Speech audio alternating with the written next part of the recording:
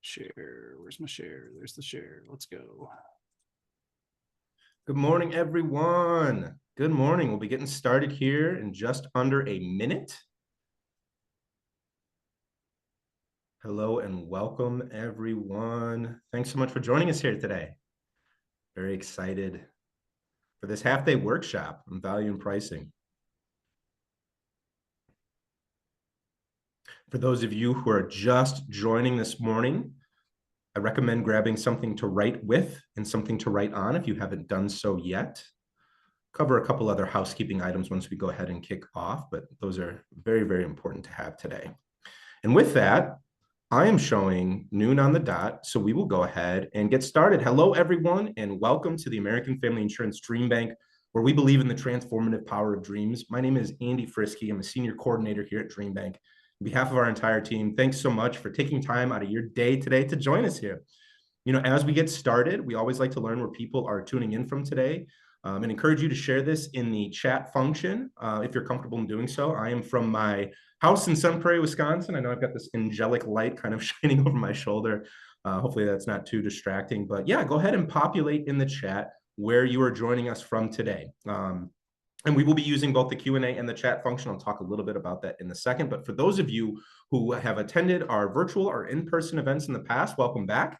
And for those of you who are joining us for the first time, I'd love to take a couple moments and introduce you to DreamBank. So here at American Family Insurance, we believe that communities are stronger and the future is brighter when people are actively pursuing their dreams. And that's why we created DreamBank. It's an inspirational community destination and virtual experience that's dedicated to dreamers everywhere. From our daily event series to immersive signature programs, there is something for every dreamer, and our offerings are designed to help you celebrate the dream journey, to overcome obstacles, and to stay motivated. Before we go ahead and kick off, I'd like to just cover a few brief housekeeping items today. As I mentioned, you know, I recommend grabbing something to write with and something to write on. This is a true workshop. There'll be times where Brent will pause, allow you all time to do some intrinsic work, some prompting questions, things of that nature. So hopefully you all are settling in, getting comfortable, and ready for a wonderful half-day workshop. We will be using both the chat function and the Q&A function. Think of the chat as just kind of general discourse. Brent will have numerous engaging points throughout this presentation. Go ahead and populate that there. And then if you have any questions for Brent, even if it's a question that might have been covered, I have the anonymous featured in there. I'll promise that I will not read any names for any questions that are put in there too. So go ahead and use the Q&A as a true Q&A function for any questions that Brent may have. As I mentioned, there'll be certain points that Brent will go ahead and pause, check in. I'm here to help support both you all and Brent. So I'm monitoring both the Q&A section and the chat section regularly throughout the day today. And then with that being said too, if you have any issues, if you have any specific questions, go ahead and message me or DM me privately. Happy to make sure that we get any of those issues answered. As I mentioned again too, there are numerous breaks throughout the day today too, for bio breaks as well. So keep an eye out for that, and yeah, give me a shout if there is anything that you are still curious about. But I'd like to go ahead and introduce our featured speaker today, Brent Halfwassen. So Brent is a business growth consultant. He and his amazing wife, Kate, work with growth-focused business owners and entrepreneurs to realign their effort with the results they want so that they can transform their hard work into hard cash. By blending empathy, insight, and a dose of humor into his unique focus on financial fitness, operational overhaul, and selling your story, business owners and entrepreneurs ready to grow get the confidence, comfort, and capability to do their amazing stuff, their amazing skill, trade, or craft while reaching their financial and personal goals. Brent has experience launching 4 different businesses along with years of corporate and nonprofit experience.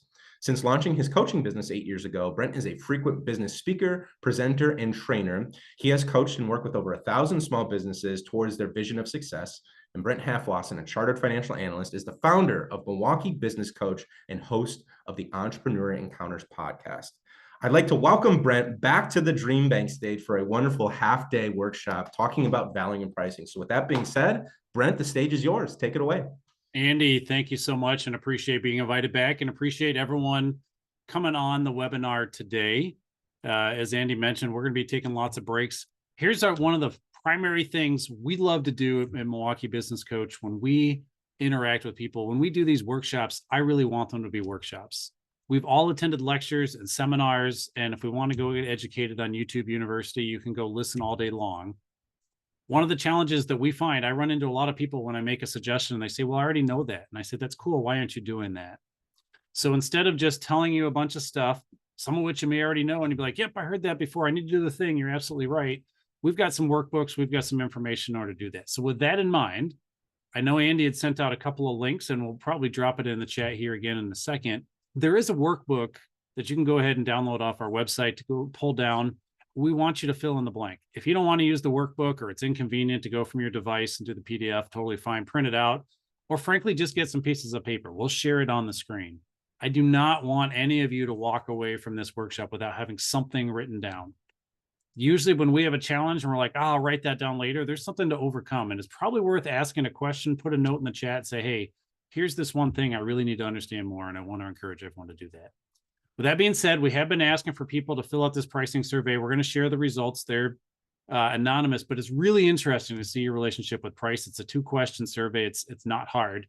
But I want everyone to get a baseline together to see where we're at, because some folks feel like they're way behind on pricing and they don't even understand anything about value. And like, that's why you signed up for this. And that's great. And others of you are like, I'm ready to become a master and move on to 6th degree ninja level. And that could be cool too. This workshop is for everyone. What we got there? Is that the link you dropped in there, Andy? Okay. Yep. Let us know. Yep. Let us know if that link is working. It looks like it only half hyperlinked when it came through in the chat. And if it's not, I can drop a different link in there that maybe is a little bit cleaner. So please weigh in if that link is not working for you. Without further ado, I do want to cut over, and I want to go ahead and share kind of what some of the summary results of the survey. One of the fun things we do when we do this survey, let me bring it up here. When we get the survey, one of the fun things that's really honestly a blessing for us is that we get the opportunity. Hopefully everyone can see my screen here. Can everyone see the screen? Are we sharing the pricing with creativity up now? Andy? Yep. Yeah, I suppose I should unmute myself when I'm trying to. Yeah, I see the pricing with creativity. When is the last time you adjusted your pricing? Yep.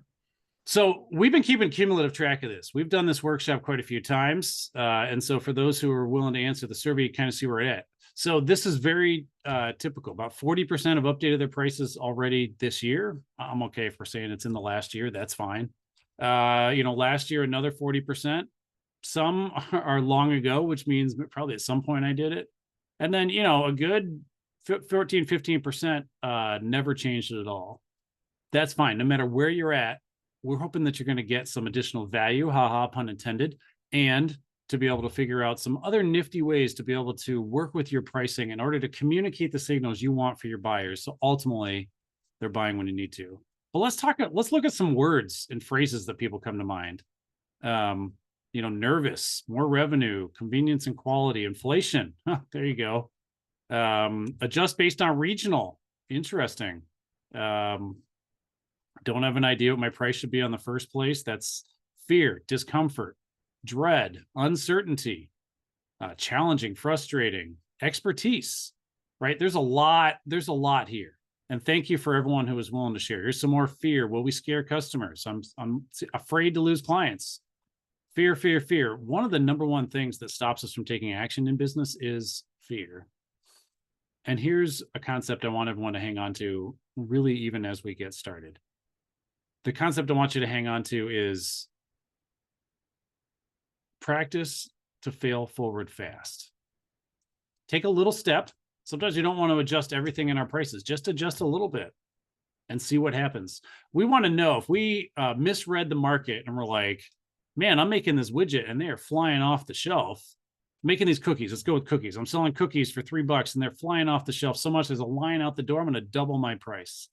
And the next week I got nothing. Fine. Adjust again. There's no rule that says you can't adjust quickly and adjust to the market quickly. Some places are better than this, but we get this sort of mindset of like, no one changes their prices except once a year or whatever. But then there's marketplaces like, think about eBay. eBay is literally setting the price every second. Any auction site does. It's just a different perspective. So don't be afraid to fail forward fast. If it doesn't work, then change it again. Your customers generally won't hate you forever, because as we go through and talk about our value proposition, what they're buying is what you have there. And actually, if you are not challenging someone to consider, is that worth paying for? If someone's even asking themselves the question, you have them at the exact right point that they're at. Because if they've already been like, nope, I'm not paying that, well, that's too high for them, but you don't need everyone. And for others who are like, I'm buying 3 of those, it's too low for those folks. You'd love to be at that point where the people have to consider, because you're getting the most money that you can. The most powerful part about price, and then we'll start getting into more of the presentation and the flow that we're going to go today. The most powerful part about raising your price is that every dollar you raise the price is a dollar that goes to your bottom line. Now that used to be true. Now it's 97 cents, because all the payment processors take 3% of your money when everyone buys on credit card. But leave that aside. Anything else you do, you can sell more of an item, which is fine, but you got to you got to pay to put that item out, or even use up your time to provide the service. But when you raise your price from $100 to $200, you get to keep that extra $100. It goes right to you. So it is the most powerful tool you can use to drive profitability. And last one on this one, most business owners, when they start out, the number one thing they do is minimize the value of what they're providing, because they have a fear that, like, I need to get some money somehow. So even though my service is going to be worth $50,000 to Andy, when I sell it to him, I'm going to, Andy, you willing to pay me $500 for that? Because we don't really recognize the value we're capturing, and we're really giving it away. So most of us, if we started out early, you've set a price signal that maybe it's only worth $500, or that your price is $500. And we got to work to adjust that up, because we find out very quickly that there's not enough in it. And we hit a plateau pretty early on that isn't quite enough to really make it worth our while. And we've now got to reposition in the market. So with that said, as Andy pointed out, I want everyone to light up the chat. You can't interrupt me in this format because we're on a webinar, so that we could have more people attend the call. But do blow up the chat. Andy will weigh in, and if I don't see it, and he'll say, hey, Brent, we got a quick question. I want this to be more of a dialogue. So without further ado, let's get back into the presentation. All right.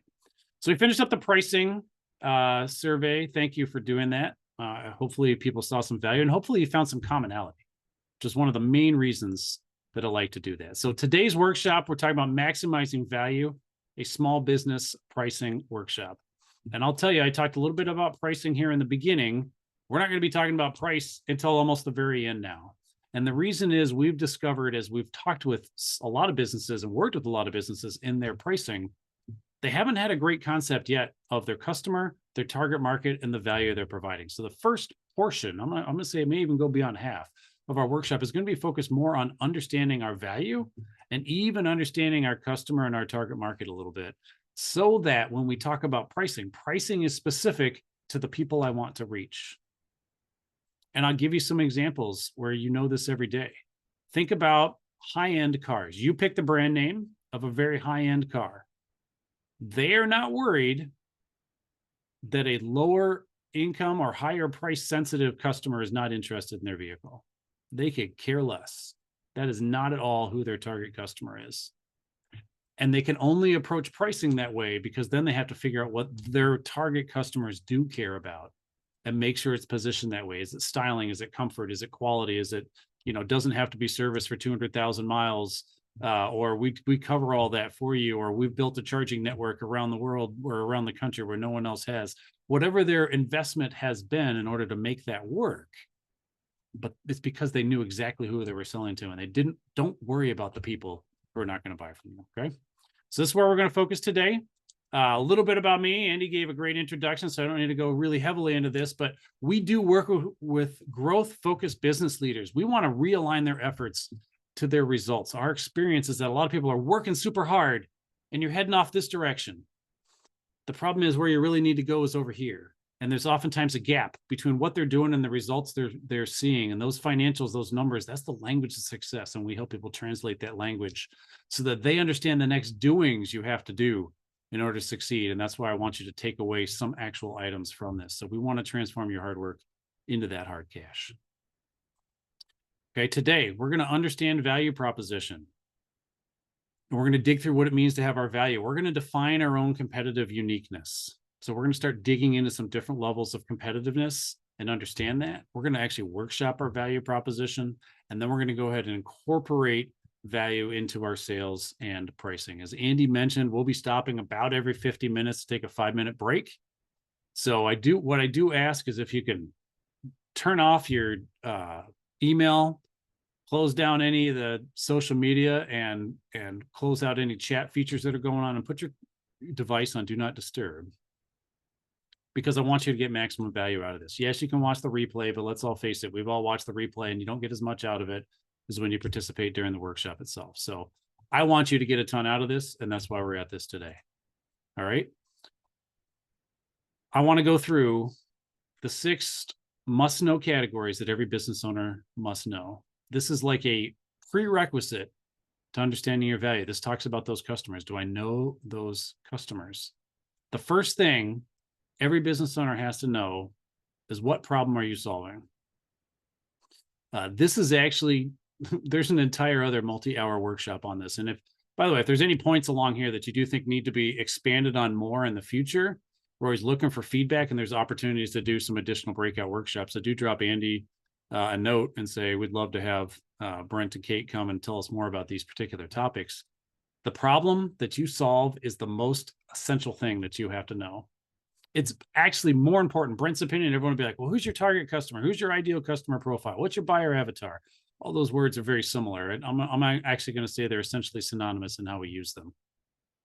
I think understanding your problem is more important. And that's why I start with the problem instead of the customer. I want everyone to stop, pull out a piece of paper. You can type it somewhere if you want, but I want you to write down the problem that your business solves. The problem that your business solves. The problem that our business solves is that our growth customers that are ready to go are misaligned. Their business is misaligned to be able to hit the next growth phase. And we're going to come in and help them translate and understand the data and the numbers they have, and to get better processes and actions to be able to go the direction they want to go. That's both the problem and then the solution that we provide. You see the two go together. Most people come out there and they say, I'm great at cooking cupcakes. I'm going to provide everyone cupcakes. Who needs cupcakes? I don't know. I make great cupcakes. And there's a gap all of a sudden, and they find out they're like, I'm doing all this great stuff, but no one's buying my item. And it's because you're not solving a problem. Doesn't mean you can't solve a problem, but you're not telling people what problem you solve.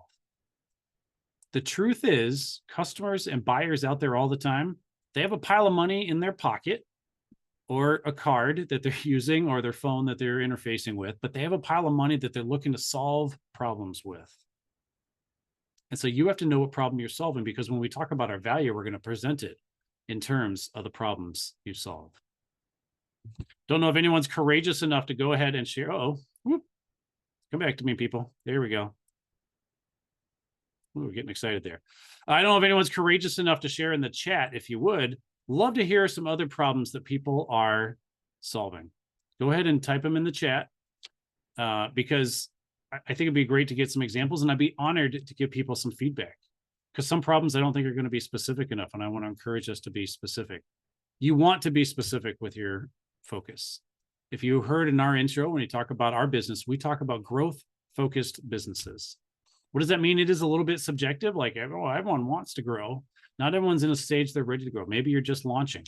That's a different phase from growth. That's fine. There are things that we can do to support you, but our focus is really on people in growth mode. And by saying realign, then there's an indication that they're sort of misaligned. All right, telling a business's story via a brand, graphic design. Okay. What problem? I'm going to focus on that one. If Addison, if you can respond again in another chat. And Brent, here. I think I have the ability to allow folks to talk. Look at that. Addison, I'm gonna, let's see if this works here. Hello. Hi. So Addison, I'd love if you could tell, so you're telling a business's story via a brand. Why does a business need a coherent brand, or to tell their story via a brand? Oh, that's the biggest question of all.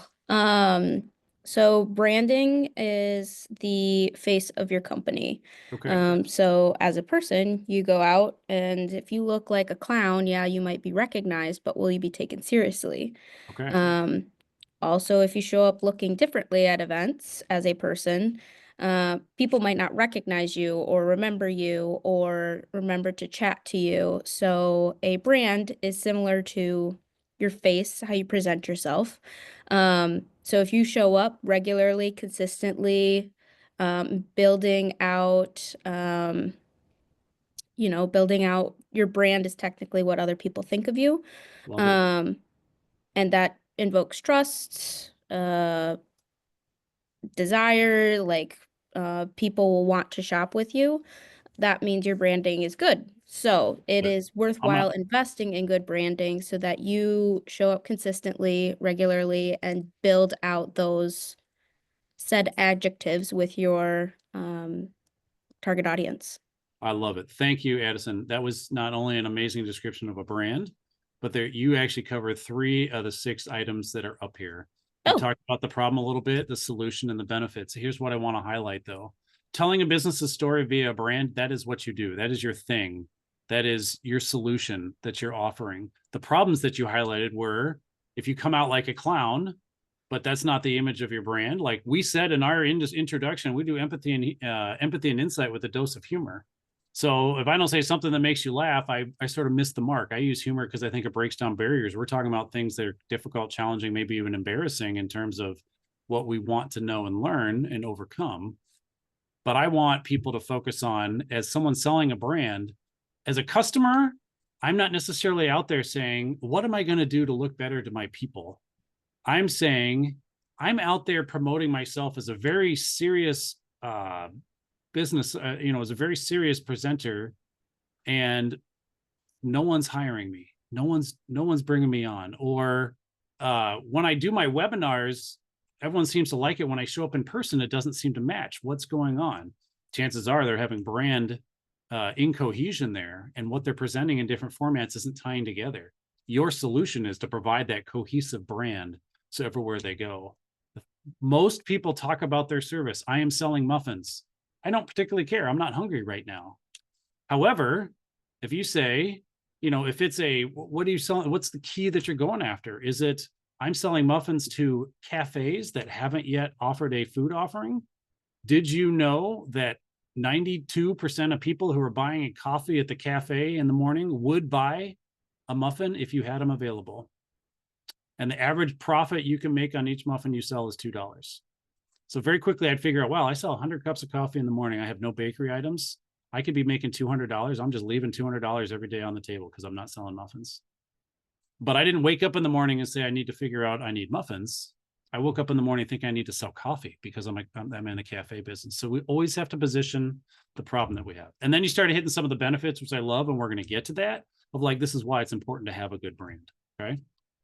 Thank you, Addison, for sharing, because you did a better job explaining brands than most brand experts do when they get up. So I thank appreciate it. you. All right. I'm going to read through a few more because I think it's really important. Brand consistency. I'm gonna hit on this one again. I just did. Brand consistency is the goal. What you have to articulate for your customer, this is to Alpha Graphics and Middleton, to your customer, what are the pain points that happen? Some people use the word pain instead of problem, and that's fine. What happens when you do not have brand consistency? Your customers don't recognize you. They didn't even know that ad had anything to do with you. You use certain words and then you offer them a different service and they were like, what just happened? Like that is not even coherent. When there is mental incongruity going on in our brains, some cognitive dissonance, we do not buy. When we're confused, we do not buy. I mean, they're a con artist. That's not the route we're trying to go down. But when we're confused, we generally don't buy. Okay. Save and preserve your asphalt. That's a solution. Okay. What is the problem? Your driveway is falling apart. You can't even walk to your car without spraining your ankle. Right. Beautify your home and location. Ready to upgrade from gravel to a beautiful paved surface. Tired of shoveling gravel and heavy snow for the next, 2 hours. Those are problems. Paving it is the solution. Improving it is the solution. Okay. Personalized items that make the person feel special. Again, and this is why I focus on this. And I'm not picking on people. I'm literally scrolling through one at a time. And I appreciate, by the way, some people saying they struggle with this. That's fine. I help people discover their strengths. That is your solution. What is the problem? Do people wander around and saying, man, I wish I were strong? I don't know the answer. One of the biggest challenges we have, so maybe I'm going to camp here a little bit. I may ask someone else to come off mute, because this is so essential, because the value we deliver is solving the problem the best. And we cannot do anything with the value we have unless we understand what problem we're solving. Okay, I help people discover their strengths and purpose to create an impact. I think the word impact is around there. Maybe people want to make an impact and they don't know where to do it or how to do it. Then I think you got to ask, what does that look like for those people? I want you to dive in and say, and I'm talking to you, Michaela, what is the impact people want to do, and how do they feel when they can't do the impact? And what is the thing that's going on in their life? Do they feel like they're waking up every day and like, I just do the same thing, and I would like to do more at my job. I'd like to be able to volunteer in a way that's meaningful. I'd like to do something in my kids' lives that propels them in a different direction forever. You have to know what those are for your customer or your ideal customer, and that's what you channel. I do not provide coaching services. I help you realign your business so you can grow. I do it by offering coaching and consulting services, but no one cares that I can understand a profit and loss statement probably better than most other people in the country. That's not what they wake up worried about. They wake up worried about, gosh, darn it, I am working my butt off and I cannot figure out how to get past this point in my business. I have some pretty good people here and I can't figure out how to manage them well. And usually they don't actually say, I can't figure out how to manage them well. They're not doing the things they're supposed to do. It's my observation. Usually they're not managing them well, right? I have to understand what their problem is if I'm going to be able to solve that issue. I mean, even think about a doctor. A doctor doesn't show up and say, I'm going to make you healthy today. The question is, what seems to be going wrong today? Because they need to know the problem before they can get to the solution. Oh, I love it. Here's a great one. I'm going to read Dr. Katina, I believe I got that right. Be what matters. The core problem we solve is misalignment within leadership, teams, and organizational systems, which often leads to disconnection, overwhelm, and lack of sustainable impact. And now we go to the solution, which is fine. We bridge the gaps in mindset, leadership skills, and systems to empower leaders and organizations to lead with greater clarity, connection, and confidence. I'm sure they just thought that up on the spot before they wrote that out. Just kidding. That was very well thought out and prepared. That type of statement is so essential. So essential to be able to understand. In fact, the next time you go around and someone asks you to talk about your business, consider this. Consider the impact it would have if instead of saying, hi, I'm Brent Halfwassen, I'm a business consultant. No one's going to ask me, hey, Brent, tell me more about that. The key is you always want to ask people, hey, tell me more. If you show up with your business and you say, hi, my name, I solve these problems for even, and you can even specify more for these types of people. Be interested to know who perks up and says, huh, I am that type of person and I have that type of problem. You've immediately now connected with your potential customer and there's an opportunity to go. All right. You are welcome. And I like it. So the comment was in the chat. Everyone's not reading the chat at the same speed I am. So thank you. I've struggled with this for 2 to 3 years. It takes a long time to really dial in. But I will, the reason I'm pausing here, and this is, like I said, I told another workshop, I'm like, this slide has to come in.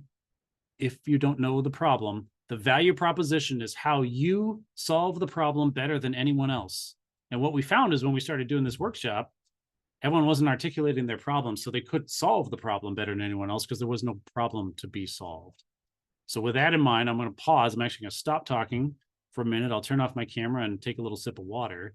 For 1 minute, with that new information in mind, I would love for people to write it down. If you're courageous enough, write a new version in the chat.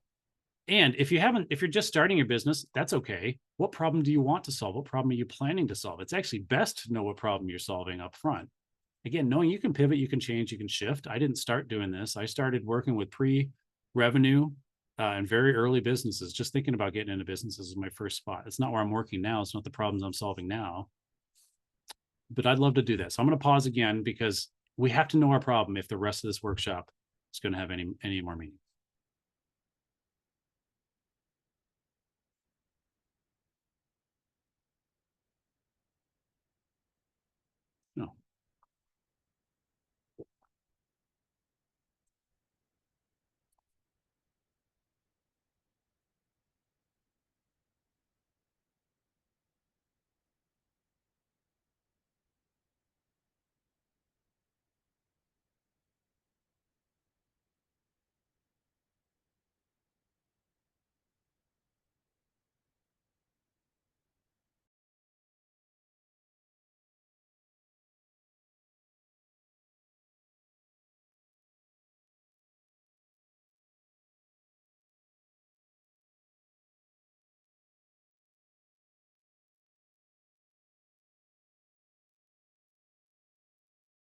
All right.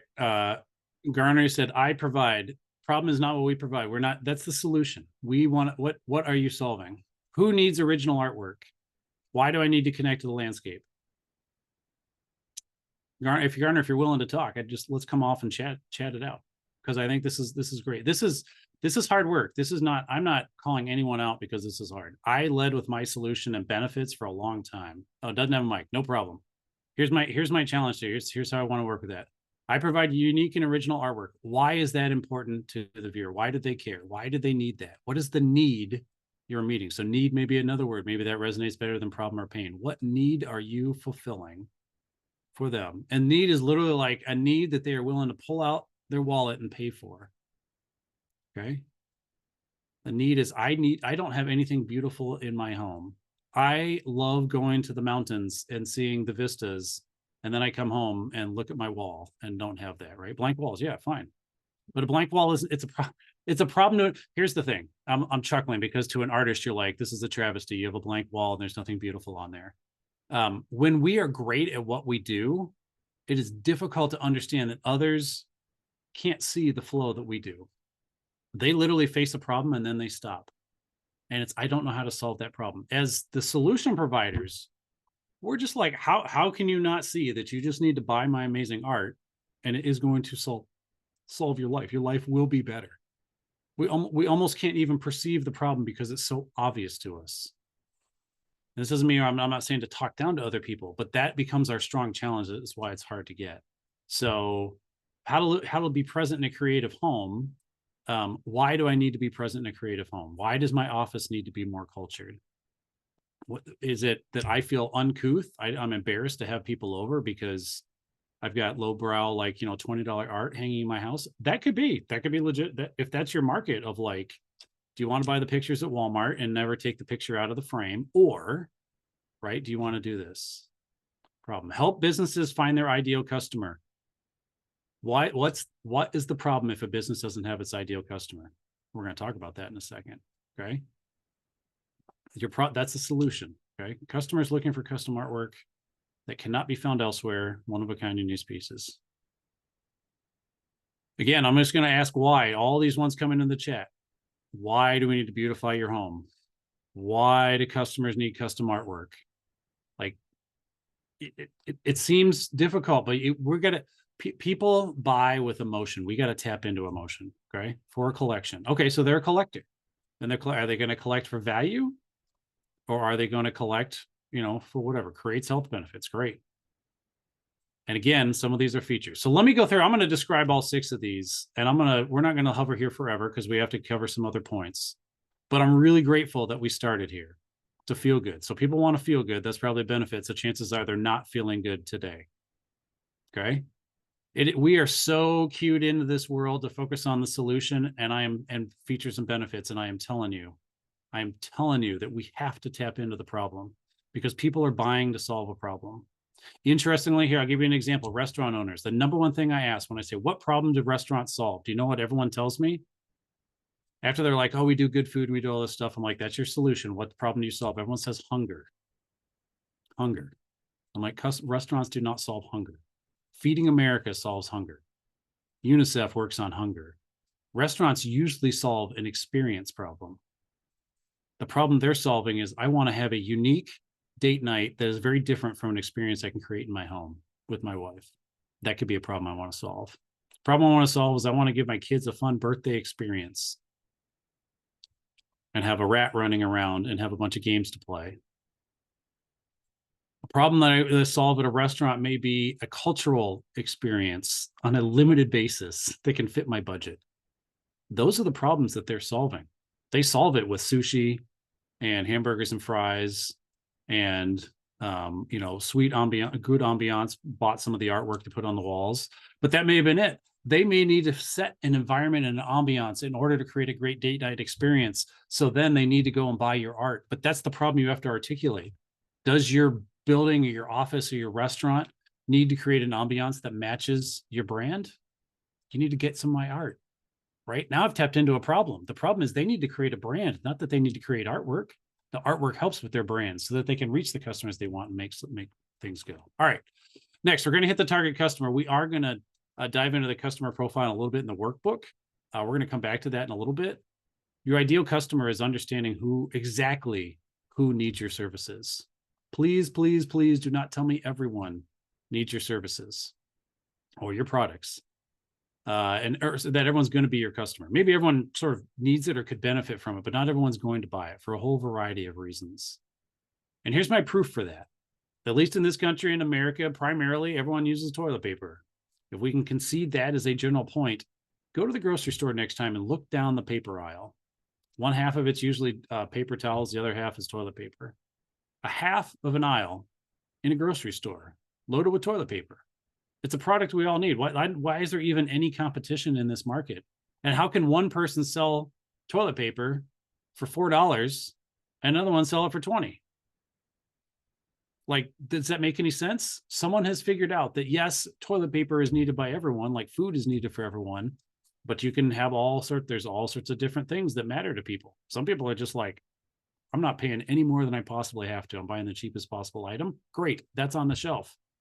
Other people say, I need this to be the most comfortable ever. Great, that's on the shelf. There's all sorts of different tiers. I don't know.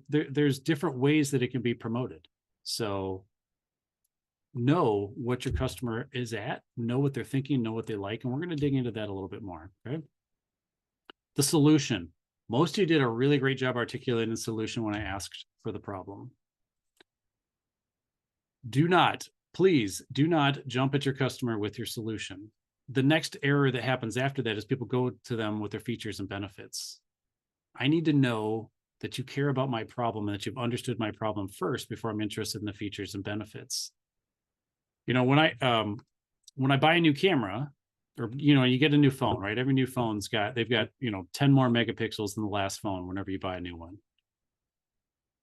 And generally, when you see them talking about the better features of the phone, what are they also showing when they're doing that? They're showing all the things that you can video. And in a way, you'd be like, well, that's actually a feature, Brent. It's just a feature of the phone is it has a better camera. No, they're showing me pictures of like people taking amazing pictures of the soccer game. When I go back and look at my kid's soccer game with the crappy phone that I used, zoomed up at 10x, all I saw was a bunch of grainy dots and like some red color and some blue color because my phone's no good. The problem is I would like to capture memories of my family for a lifetime. That is actually what they're selling. I'm not selling you a phone with a camera. I'm selling you the ability to capture memories for a lifetime. Will you buy that? How much is that worth? It's different, isn't it? Know the problem that you're solving, and then your solution is tailored to that. The benefits highlight now, once you've taken advantage of my solution, you've hung my artwork. Okay, cool. What does that do for me? The benefits now start talking about all the ways that they're addressing the problem. Okay. Features are things that you have. My phone has a camera. The benefit is my phone has a better camera. That's a feature. The benefit is that you can get out there and have a memory that you'll actually be able to see and enjoy and maybe want to print on your wall. Okay. The alternatives that are out there, you have to understand the alternatives. And I'm going to use that word instead of competition. Most people say competition. I think that's too limiting. The competition are other people who provide a similar solution to you. But I've already said the solution is not what we should be focusing on. The alternatives out there are people who provide other ways to solve the problem. What are other ways besides a better phone camera that I could solve the problem of not being able to take a picture of my kids? I could go buy an old school regular camera. I could hire a photographer to take the pictures for me. There are other alternatives besides getting a better phone. But for competitions, it's Android versus Apple versus Samsung versus whatever, all the other things that are out there.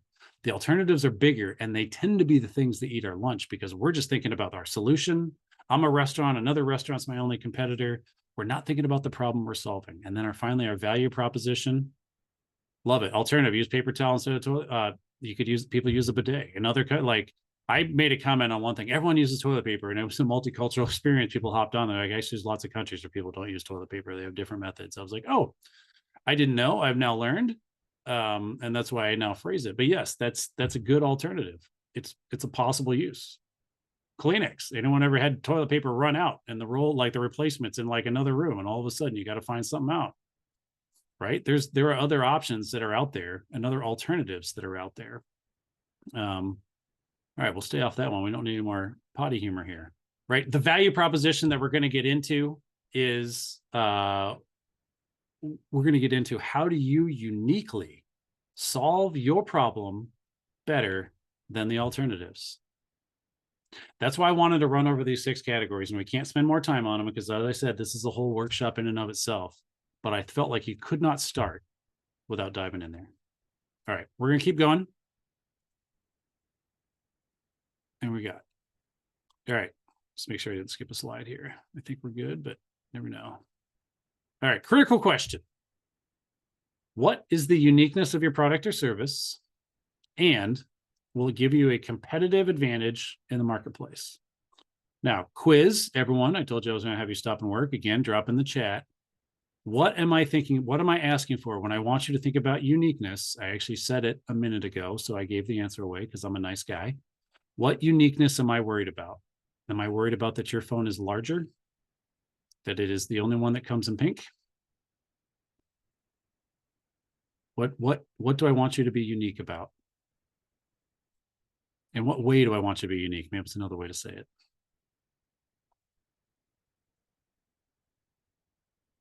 Our value proposition, we need to be uniquely better than all the alternatives in solving the problem. I don't have to have a uniquely better name. You know, there are other business growth consultants out there. I don't need to have a different field of industry. I don't need to say my cookies just taste comparably better.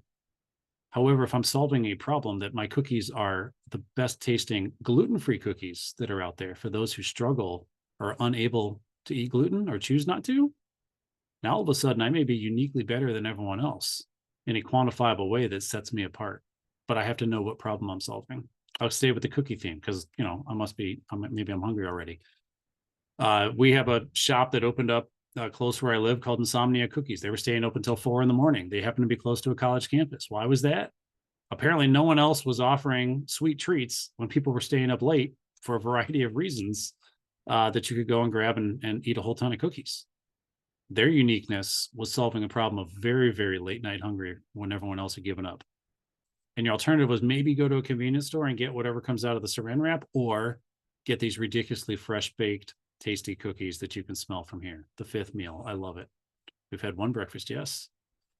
All right. What makes you outstanding from your competition? I like that you said that, but I want to focus on the word alternatives. I don't want you to compare yourself to other people. You are unique in what you do. And that's not just like a rah happy thing. I was speaking with Denise Thomas, the effective communication coach, and she is amazing. And I asked her, who's your competition? She said, Brent, I don't have any competition. There are people who do my craft better than I do, and I love to sit at their feet and learn from them. But there's no one who competes with me because there's no other Denise Thomas in the whole world. Okay.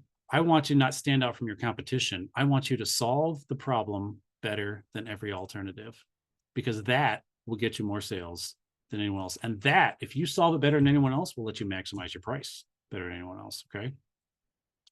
Competitive advantage of the marketplace is how you're going to position it. I will tell you, in my industry, I believe that most people come with a system.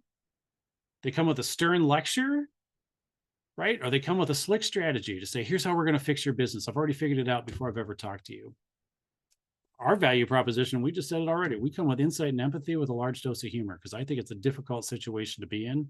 It's frustrating, and it needs a little more humanity than most people bring to the case. And frankly, a lot of people who read numbers aren't frankly all that good in communicating numbers. And I think those are the gifts we have. That's how we're going to uniquely solve the problem that other people don't have. And I want you to be able to articulate that as well, because your value proposition is what you should put out there every day, all day, every time. Watch a bunch of commercials next time and figure out, what are they saying that they do better than anyone else for their target customer at that particular time. Okay.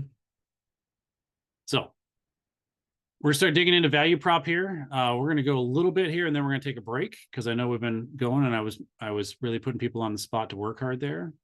But what is uniquely best about my product or service? Okay. So a little bit more about a value proposition. You may have heard it used other things. Your unique value proposition, your selling proposition, your USP. The 3, again, they're not identical, but sometimes I think it's a distinction without a difference. It's what separates your business from the alternatives. And you have to be able to articulate this. And I'm gonna stop on the word unique, because some people get really stuck and like, I can't figure out how I'm literally the one and only out of 8 billion people in the country. Okay, fair. Let's just say it makes you substantially unique. Okay. You are in a very, very rare group. And you can keep working on it, but you got to find something that makes you slightly different. The challenge is, and we took this slide out, if you're not unique, then you're a commodity. The problem with being a commodity, the definition of a commodity, is an item that essentially has no distinction between any of them. And the only thing that determines what you're going to pay for is price. If I can buy the same thing from everyone anywhere and there's no difference, why would I ever pay you $5 when they're charging me $2? So if you're not unique, you're a commodity. And if you're a commodity, I don't have to pay you very much for your product. And that's why we're focusing on value proposition. Because if I haven't figured out a way to make my product unique.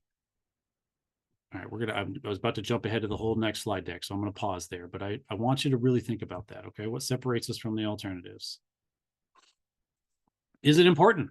Why are we even talking about this, okay? When you attempt to be known for everything, hey, I'm going to give you my features list in my phone.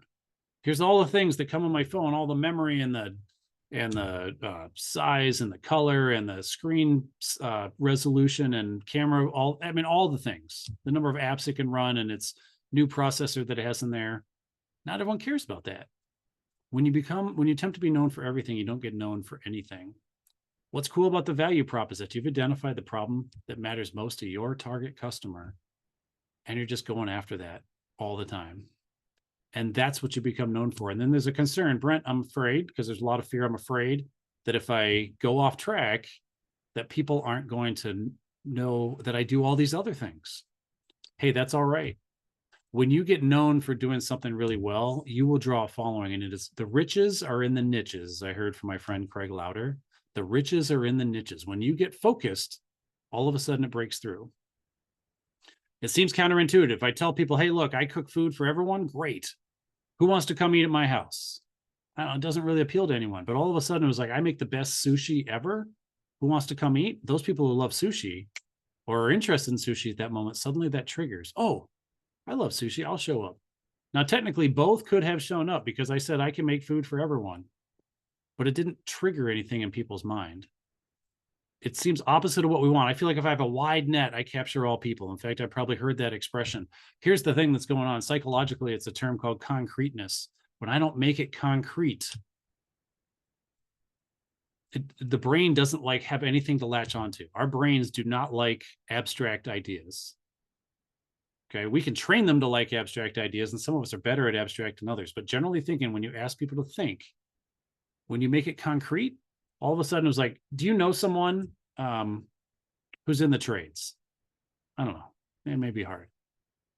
Do you know a plumber that can fix my sink? All of a sudden, what if you have ever had a plumber fix your sink? Those two things are anchors now that your brain can suddenly, all of a sudden, I'll bring up, oh yeah, I remember I've had 2 different people come to fix my sink. Well, plumbers are in the trades, but almost always it doesn't come forth in your mind right away. And it's difficult, okay? Your value prop is just constantly signaling what you care about so you can go get those riches that are in the niches. Thank you, Laura. When I heard that one too, I'm like, not only does it rhyme, it preaches. So let's go. We're going to get it done. All right. A couple more items here, and then we'll actually get on to the workshop. So to create a value proposition, you have to know your customer and your business. That's why we started with that previous slide where we got to understand those pieces. So we're actually, when we come back, we're going to take a little break here. We're actually going to jump back to make sure we understand our customer profile. It's one of the pages in the workbook. If you have not downloaded the workbook yet, Andy, if you would please drop the link to the workbook one more time. We want you to please get that, do that during the break. Look at that, man. He was like, had that on speed dial. We want to come back after the break. We want to dive into that, and we want to really understand what's going on. All right, we'll be back in 5. For me, that'll be 9:55. We'll be dialing back up. See ya.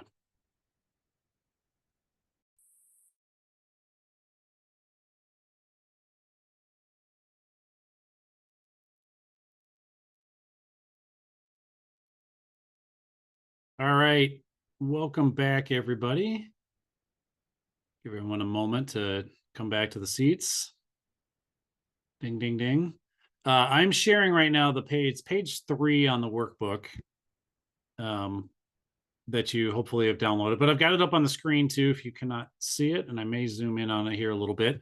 This is we used to have a separate sheet, and then I've got a great friend, Lisa Rabel, who wrote the Rebel Girls Guide to Marketing. She has a follow-up book as well. Both of them strong recommendation that just go on Amazon, get them on Kindle. Sorry, get them wherever you want. I'm not mentioning any names of companies.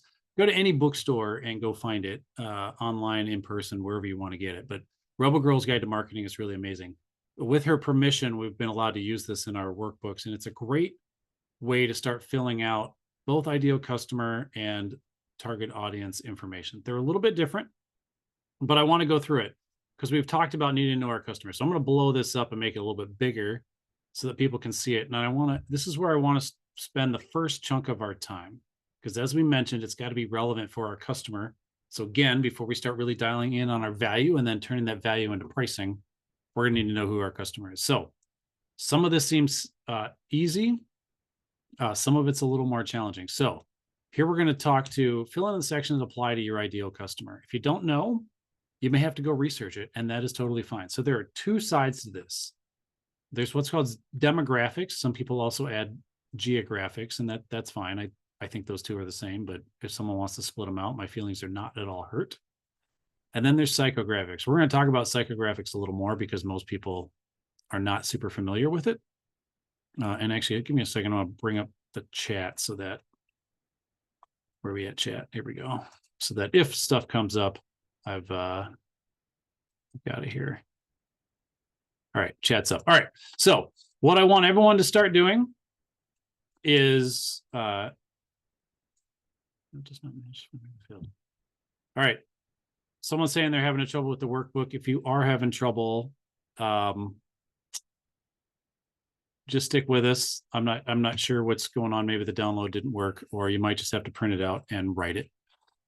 But thank you for letting me know. We'll definitely look into that and see if there's something technically that we can fit. So we want to start filling out some information. Age. Do you have a target age for your customer? Is that relevant? Now, this one tends to be, by the way, this is a format that's more for people who are selling to consumers. B2C, you might hear. So business to consumer. So for instance, I sell to businesses because I'm selling a business product, but some people sell to consumers. So this information is a little bit different on the demographics if you're having a business. However, I think you could probably figure out an analog because it could be time in business. It could be size of business. Okay. But if you have an age range of customers, I want you to go ahead and put that down. Shay, I will get to your question. That is a great question. Actually, I'm going to get to it right now. The question was, what if my product or service is child focused? Is my target customer the parent or the child? That is an amazing question. The customer is always the person paying. You may also have a user, which is enormously common. Children and parents are the most common example, but not the only example, of where there's a user and a customer. The customer is the person paying. And let me tell a little story about that. And it involves kids, and hopefully you'll understand, because I think this is really important that we draw up the right profile. I was working with a client, and her service was, she was selling, ultimately it was behavioral intervention services to high schools to interrupt, a school to prison pipeline. That there were some problems with some schools that were having, ultimately, when you looked at people going through the school system, there was an inappropriately high number of people who are ending up in prison at some point shortly after their schooling or even during their schooling. So she pitched it in terms of all the benefits to the students. The students will have less incarceration. Students might be able to have better job skills afterwards, et cetera, et cetera. And I said, these are an amazing list of benefits to the kids, the youth, and maybe they want to know. And that is important to make sure you're going to get the kids engaged, because if they're not interested, parents can pay for whatever. We've all had to deal with kids who really didn't want to be in the room. But the problem was the school is the one that was going to pay. The school is not measured on whether students go to jail or not. That sounds crazy. But the school is measured on suspension rate, expulsion rate, attendance rate, absenteeism. I mean, there are metrics that they are measured on by the state. And so I said, you need to create, in a way, two profiles. One, how does this appeal? What's your target user? And you're going to have some language that appeals to them. And what is your target customer? And you're going to have things that go with them. But for your target customer, you cannot present the wrong picture to the wrong people. The way it would entice my 10-year-old son to want to do things is very different than a conversation I would have with my wife, even if we're going to the same location, right? If we're going to go to a water park together, you know, the things that my son is going to be super excited about doing is very different than the things my wife and I may want to do. Doesn't mean we won't want to do some stuff with him, but the set is totally different. And interestingly, the water park is smart enough to know they better solve both problems, because my son's not paying and traveling there on his own without one of us coming. So he's got to solve our problem and make it that I enjoy my time so that I'm willing to pay for my son to enjoy his time. Hopefully that makes sense. So you may have to do a little bit of both. But a big gap is that many people just focus on their user and forget the fact that, yeah, but the user isn't paying and you haven't told the customer, you haven't solved a problem for the customer. So in the example I just gave, problems that you're solving are like you're being measured on metrics like suspension, expulsion, absenteeism, tardies, whatever your list is. If your instruction addresses those issues, the school's interested. Now you got to get the kids to be interested enough to learn and take the material and make change. Okay. So age, gender, right? Ethnicity. Some of these may be NA, but for some they're not. I've worked with a lot of entrepreneurs who are making hair and skin products, and they were not directed for me. And that doesn't hurt my feelings. It is absolutely okay, again, to niche down. If you are making the most amazing hair product that is perfect for Thai women, then you should promote the heck out of that. That is a niche that maybe is not getting advertised to. That maybe they don't feel like anyone makes a product that works for them, that they have to buy everyone else's shampoo. I don't know. But if you're making something that really works for that, know that, put that in there. That may start to become part of your value proposition, okay? Income range, you know, I gave the example of the cars. That may have an impact. It may be that for the things you're trying to do, you have a disposable income level that you want to have access to. It may be that certain people with a certain income have certain hobbies or lifestyles. We're going to get into the demographics over there, but it may be essential for what you're trying to do. Okay. Are they a homeowner or a renter? That may or may not matter to you, but there are many businesses where that is really important to know. Many, like laundromat. Laundromat is going to research where they have a high proportion of renters. Why? Because renters don't necessarily get to assure that they have access to laundry facilities depending on where they're renting. So they may need to come out more. And a high concentration of homeowners, it is less likely to be helpful to be there. So they tend to concentrate where there's a lot of renters. Marital status. Again, all of these may not apply. And there's other demographic things that you can have, right? Geographical location, number of children, vehicle type. You may be like, Brent, all this information doesn't matter. Maybe. But I would challenge you to look at commercials that are going on for what they're selling and what else they're showing in the advertisement. And they may be selling food or, fast food. They may be selling pizza. Let's say it's a pizza delivery thing. We're back on food again. Look at me. But this pizza delivery space, okay? But when you go to the ad, in fact, I've been asking my kids now, sort of quizzing them as we're watching some of the football playoff games, and the ads come on. And I will ask my kid, who is that targeting? Who is that targeting? Who is that targeting? How can you tell? There was an ad before. It was an Old Spice ad. And it was like, well, who is that targeting? And can anyone use Old Spice? Yes. Do they care if anyone buys it who isn't exactly being portrayed in the image? Great. You can absolutely buy it. But they are for sure targeting the people that they are portraying, sort of imitating, maybe either poking fun at, because Old Spice tends to have a little bit of like goofy stuff going on, or whatever their angle is. That's great. You know, the next one was a pizza delivery service, and it was two guys sitting on a couch, presumably doing the same thing the rest of us were, is watching the game. Different crowd, different audience, different focus. Doesn't mean they couldn't have a separate ad going for a separate demographic. But in that case, I noticed there were no kids present. And so this wasn't intended for like, I'm not trying to get you if you're thinking about what to order for your kids. I'm trying to get you, if you're sitting there right now, it happens to be the second quarter, there's still time, by the way, and you're getting hungry. What do you want to eat? Oh, I just saw a commercial about someone delivering a pizza. What problem is that solving? That I haven't had pizza in a long time? No, I'm sitting here with my buddies. I don't really want to get up and cook because I'm enjoying watching the game. So it solves my problem of not being interrupted, being able to continue to be social, have something brought to me. And by the way, you were the first one to make a suggestion. Subliminally came into my mind that was anchored. Oh, pizza. I should do pizza. Okay. That's why some of these matter. Number of children may not impact what you sell, but it may be that families with children tend to buy your product more than those without. You want to know that stuff. Okay. Occupation, what people do for a job, education level, other, etc. Okay.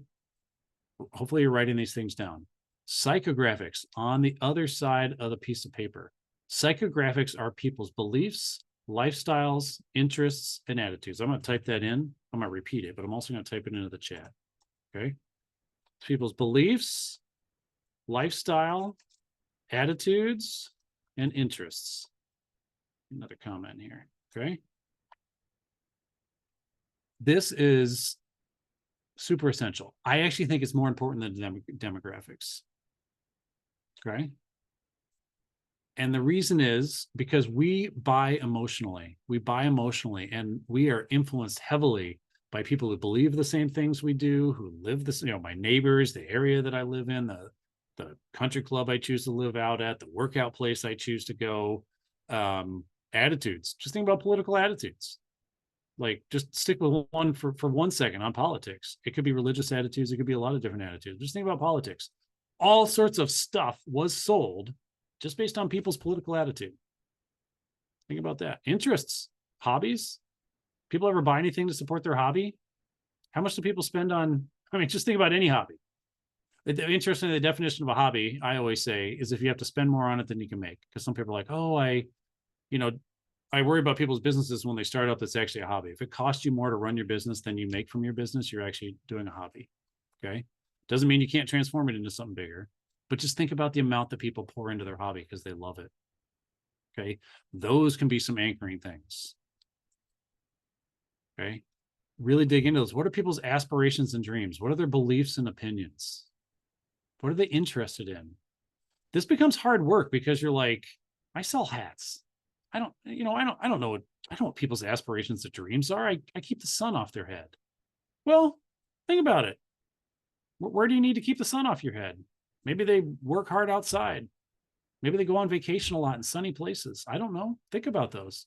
As you start to dial in, again, what problem are you solving? I am going to a Caribbean island where it's going to be really sunny and I don't want to get sunburned. Did I wake up in the morning and say, I need a hat? No, I thought I need to avoid getting sunburned. The solution could be a hat. It could be sunscreen. It could be only go out at night. There are lots of alternatives, but I at least want to provide a solution to that problem, okay? Personality and values. There's a lot of times we miss out on values, Personality, think about things that are humorous. A t-shirt's a t-shirt. I'll talk about my shirt. My shirt is showing off my personality. In fact, my awesome wife, Kate, said at one point when I was early on in coaching, she said, the corporate look doesn't match your personality. In fact, I, did corporate when I first started, and I learned an amazing amount from it. But what I've evolved into in terms of my personality, it doesn't match. So she's like, let's get some shirts to match your personality. So literally I am wearing part of my brand right now because I want it to match and it fits.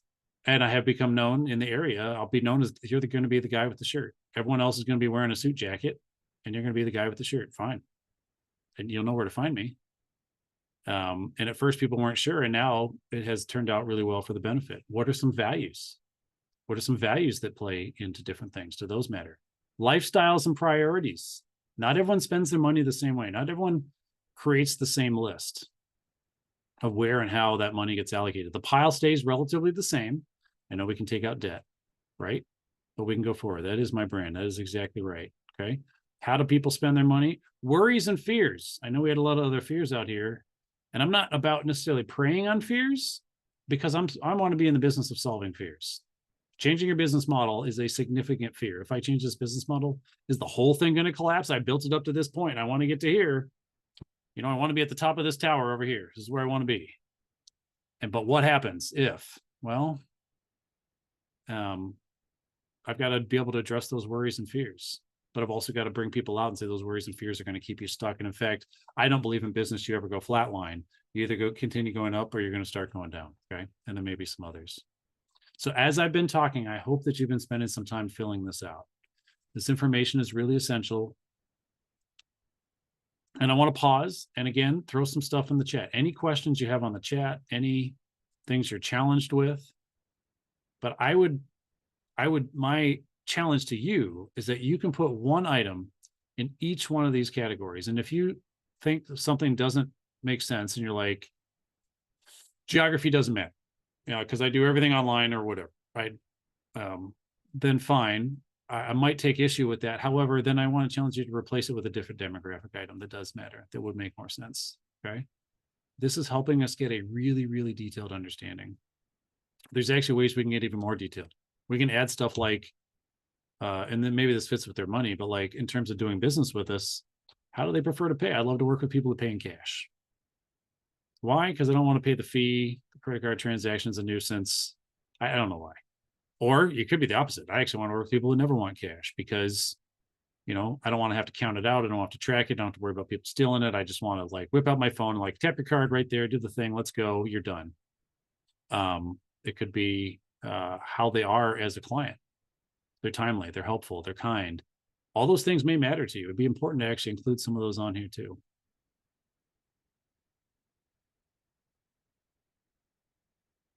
All right. Hearing none. Seeing none. Hear no evil, see no evil. Let us switch then, and we're going to go back to continue talking about value proposition. And again, though, the value proposition has to be able to solve the problem better than the alternatives for your target customer. And that's why I knew we had to pause, think a little bit of target customer work. If you haven't done this before, spend some time on it. And this is another one, by the way, that fits into those, like I've been working on it for 2 or 3 years type things.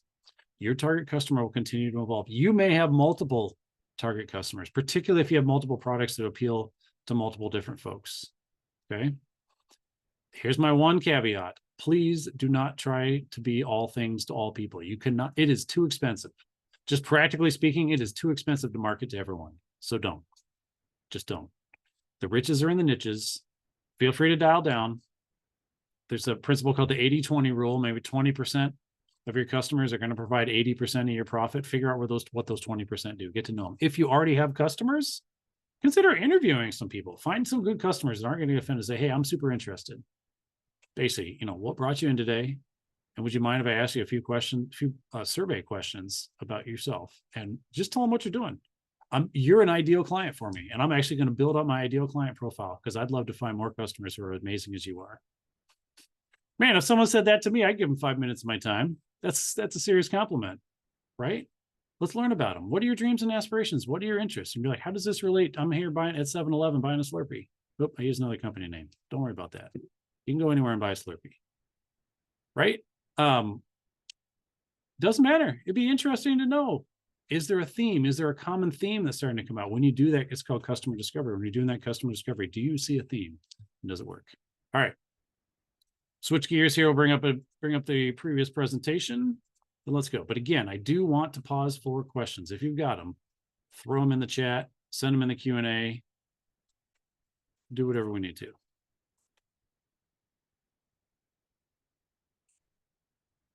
All right, here we go. We did just get one question that came through, Brent. So this one is, how do you navigate when you have customers across the board, education, faith, and corporate? With my experience, 19 years in education seems like the obvious choice. When you have customers across, okay. Oh, so I'd say there's different channels of customers. There's a channel, you have customers in the education realm, like maybe schools, faith, maybe you're working with churches and corporate, you're working with businesses. Is that the question? Yes. Okay. You're going to have 3 different ICPs. You're going to have 3 different ideal client profiles because each one is going to be unique. However, I do want you to key into, there's going to be a cross section. I bet if you've had customers, quite a few customers, do they exercise I recommend it? Go back and start interviewing and ask them about their interests, likes, and interests. People buy from folks they know, like, and trust. And what we're going to find is we're defining them now by the silo of education, faith, and corporate. When you start talking to them for a while, you might find out that, like, I don't know, everyone's a Milwaukee Bucks fan because everyone should be. No, I just made that up. Right. But you might actually find you have some commonalities that start going across threads, and that actually your ideal client profile, while you happen to be serving in different sectors, it's not actually the sector that makes it unique or that makes it tight. There's actually some other things. You know, for us, you know, if you want someone who's just wearing a non-colorful shirt and is boring, don't hire us, because I'm going to make jokes. We're going to be a little bit bold. We're going to get people trying to laugh. But if you want something like, if for you that doesn't evoke professionalism, then you won't necessarily hire us. Like there are some environments where like, oh, you're not wearing a jacket. Like you must not be a professional, because all the consultants who've ever come in here have all had a suit and tie. Okay. I own a suit and tie. But I would argue that if those people had worked for you, you wouldn't even be looking to hire someone else right now. And that there's something that's different that we're providing. So some of it's our brand and how we're going to fit, but there's something that some reason that they're connecting with you and liking. And if you can identify what that is, that may actually be the part to lead with. And it may actually lead you out of necessarily areas that are only limited. You may not only be limited, but primarily focused on education, faith, and corporate. So I want to put that out there, that sometimes we've drawn an ICP, that ideal client profile, and it turns out there's actually some different things. And that's why we're pushing on so many different layers. And then ask people. I've drawn it up, but if you have existing customers, ask your customers, because if it turns out you said, my average customer is probably like 55 to 70 or something, and it turns out you got a bunch of 35-year-olds who are loving your stuff, you got to reevaluate maybe what you think your ideal is and match it to the reality. Or if you're like, that's actually not the target I want, right? Then figure out how you're going to adjust what you're doing to get there. Thank you for that question. That is a great question. Different product lines is another time. So, quick example of us, we can do corporate training. Our corporate training is not limited to being a small and medium-sized business. We could do a corporate training at a Fortune 5 company if we wanted to, if they hired us. That is a slightly different way to design the profile based on the type of services we're offering. That's different than us coming in and doing a diagnostic review or doing some of the coaching or consulting. And it's different from how we would pitch to American Family DreamBank to come on and do work for them. The customer profile is going to be a little bit different for each one, and we have to design it that way. All right, here's someone with another same problem. Strengths coach and Maxwell leadership coach. I'm also a woman who helps women talk in their calling. It's a wonderful opportunity to serve these different people, but I want to gain clarity on how to show up online. I don't struggle with that when I'm in person because I know how to switch hats. Love it. I would wonder if there's some commonality between the two. Are there commonalities between those two different categories that you serve in? And I would tap into that as some of your primary in terms of some of the messaging. And then, hey, I use these gifts that I have in two different ways, right? And they're two different product offerings. And early on, if they're distinctly different, like if the people who are doing the strength coaching is going to be very different from helping women walk in their calling, and let's say you're doing your website, very early, you're going to have to ask a question that allows people to segregate themselves and then click a button to go to essentially their own build that is directed towards them, if it's on the women's side, or directed towards the strength coaching if it's on that side. It's a tough line to handle. And this is actually, I'll just, plug brand people again. This is a spot where like the brand and website development and messaging all really starts to overlap and become really cohesive. Because if I know who I am and I know what my value proposition is, and I know where some of my strengths and customers are at, then as I'm messaging, I figured out what that cross alignment is. What is that thing that people love from me, whether I'm coaching them on strengths or walking with women in their calling? That's probably where I'm highlighting up front. That's where my wife and I highlight in front. Empathy and insight with a dose of humor. That comes into all of our product offerings, whether you want it or not. Hopefully you want it, okay? And then from there, now we're going to start to talk to different people. If the language doesn't match for you, you're probably not going to read it and skip past it and go to something else. So we've got to figure out how to identify those quickly and allow you to stay in your silo, otherwise you hop off. Hopefully that helps out. All right, let's dig into creating your value prop. We got lots of value prop workshops pieces, so we're gonna go through a lot of value prop items. Then we're gonna go to a few other pieces. So creating a value prop, you have to know your customer and your business. So that's why we just spent a bunch of time on your customer. Hopefully you have a better sense. Thank you for the applause. Hope we have a better sense for that. So build your value prop. Here's what we need to do. Okay. Oh, it seems like I'm getting repetitive in my old age here. What problem does your product or service solve? If you didn't answer that question, and that was one of those ones you're like, I'll just leave this blank and I'll come back and fix it later when I watch the replay, which we know we won't. Please, please, please don't even do anything else during this whole workshop except work on answering that problem. I cannot emphasize how important it is. I have literally worked with over 1,000 different small business owners and aspiring small business owners, and this is the 100% number one item, particularly early on, but oftentimes we drift away when we get older. The largest client we worked with, this is actually what we went back and worked with them on, is that they actually knew what their problem was. They'd quit addressing it. They'd gone on to talking about features all the time. They'd just fallen into a features trap. And it wasn't hard for them to rebuild it, but it was an aha moment to rebuild it. And I think it's a significant outcome for them to go back to those same customers, instead focusing on, hey, I got a new feature and a widget for you, is how can I help you? Essentially, that's what you're doing. If you're going to solve your problem, how can I help you? Okay. Next, define your target and ideal customer. We've talked about that today too. Okay. We're on track. Okay, I do need you to research your competitors and alternatives. If we're going to be uniquely better, we probably ought to know what else is out there. Okay. Hopefully you have some sense. Some of the workshop items we're going to be doing in a little bit here do depend on understanding some competitors and alternatives. If you need a few moments and to brainstorm that out before you get started on one of those workshops, definitely do that. I want you to focus on both competitors and alternatives. Competitors usually come to mind faster. If I'm a restaurant, it's another restaurant. But if you're a restaurant, other alternatives are the grocery store, cooking at home, meal delivery. There's some options. The cooking kits. Those are all alternatives to a restaurant. Okay, think about both, because sometimes your target customer isn't necessarily thinking about alternatives all the time. They're thinking about, well, Brent, you're in the coaching and consulting space. Let me think about other coaches and consultants. Great. I have to understand who they are. I might have to answer those questions. However, I also have to answer I can do it myself. I can buy the book. I can watch the video. I can buy the training course. Those are all the things that my value prop has to be able to compete against. Last one, you're going to have to create clear mission and messaging. Clear mission and messaging. This takes a long time. Okay. So don't think we're going to solve it all today. Then you're going to integrate your value proposition into your marketing and probably also into your selling. The difference between marketing is creating the story for everyone to understand and come to talk to you. Okay. Selling is bringing them down the road where they're ready to buy. Okay. And the know, like, and trust, you got to get people to know, like, and trust you. Marketing is definitely know and starting with the like. Selling is completing the like and getting to the trust phase.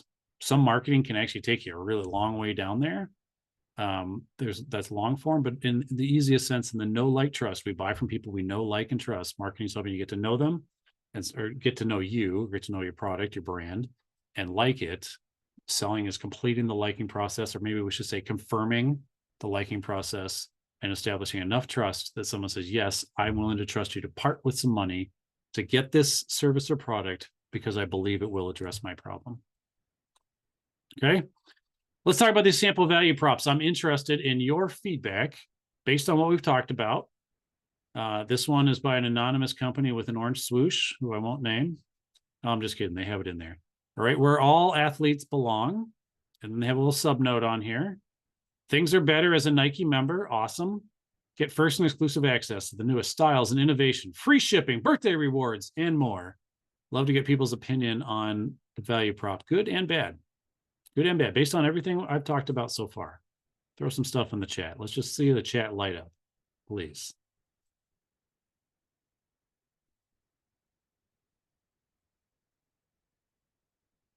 It's lighting, we're typing. Answers, feels inclusive. Okay, they want everyone. Love it. So their value prop is, hey, we're Nike, we're here for everyone. Okay, good. What else? Actually, I'm going to go back. Makes it exclusive, makes the customer feel special, part of a special group. Love it. Okay. Make you feel like you're an athlete, even when you may not be one. I'm giving Anna, like, that is actually what Nike's going for. Everyone can be an athlete. But they said it differently. It's where all athletes belong. You get to identify as an athlete. And by the way, when you wear my apparel, I don't know, magically you become an athlete because you look at all the Nike photos, it's people getting into starting blocks, they're sweating, they're working out at the gym, they're doing whatever, and they are associating, you want to be an athlete. I don't know if you feel like an athlete, but you wear this, you might feel like an athlete, okay? You want to know how. You want to know how it's going to be better as a Nike member. That's actually beautiful because this is probably on a thing where you can click. That is always the answer you want with value props. When you give your value prop, it's like, thank you, tell me more. I want to know how can I be a part of that? That's a win. That is 100% win if you can do that. Now, here's what I don't particularly like about this. Started getting into features, okay? I love where all athletes belong. I love, let me go talk to Nike and tell them their marketing needs help. This is probably where I pulled this snippet from. Sometimes we have limited space to convey all the information and things get a little mixed, but I don't like it. First and exclusive access to newest styles, innovation, free shipping, birthday rewards, free shipping, birthday rewards. Those are features. Those are features, okay? That's fine. They had it later on. Maybe they already sold me on the value prop and thought they had permission to tell me about features, but I want to be careful. Someone says they don't own any. Yep. There you go. So they're still missing something. And again, they're not selling to everyone. Everyone may not be their customer, but for those where their message resonates, they're going to consider buying. All right, let's keep going. May have to get the new one for 15 or for 16, but what do we got here? Everyone knows the name of the company, even though it's not even on here.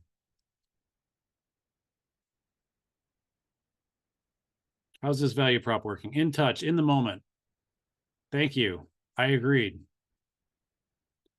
The iOS 15 is packed with new features right off the bat. Yay. They're promoting features. Didn't I just say, don't do that, please? To help you connect with others, be more present in the moment. Be more present in the moment. By the way, we're battling with screen time with our kids. And the issue with screen time is that people are not present. Right? You're going to explore the world. Let's stare at your screen and use powerful intelligence to do more with the iPhone than ever before. This is like an entire features thing. I agree with this statement, blah. I'm not a fan of this. There's lots of things that the company who does the iOS 15 does an amazing job at. This one, I wasn't really impressed with this. I don't actually think they're initially more enamored with features. I think Apple does amazing research. I'm responding to the chat, by the way. I think that Apple does an amazing job researching what people want. I'm going to go back to the beginning when Steve Jobs figured out the iPhone originally. The problem he was solving was not that I need to make a phone call. There were already phones. The problem he was solving was not that I need a small device that can play music because I could already get an MP3 player. The problem he was solving was not I need something to keep track of my calendar because I could get a PDA. The problem he was solving was not that I need to get email on the line because I could do it on a BlackBerry. The problem was, right? There's all the apps and everything they integrate. The problem that he solved was that that's 4 different devices and I'm not done for all the problem that he could solve.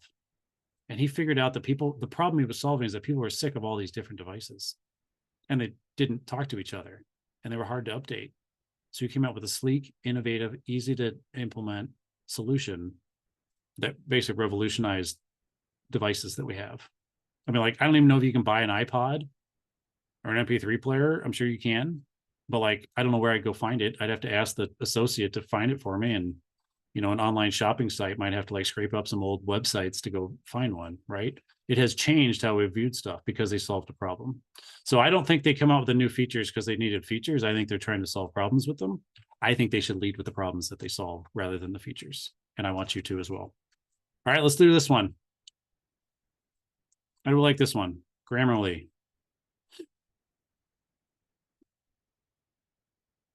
Does it work? What are they solving? What problem are they solving? Anyone?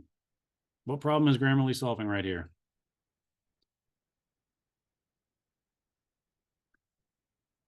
Complexity in writing. I would just say writing at all. My writing sucks. Everyone's not good at writing.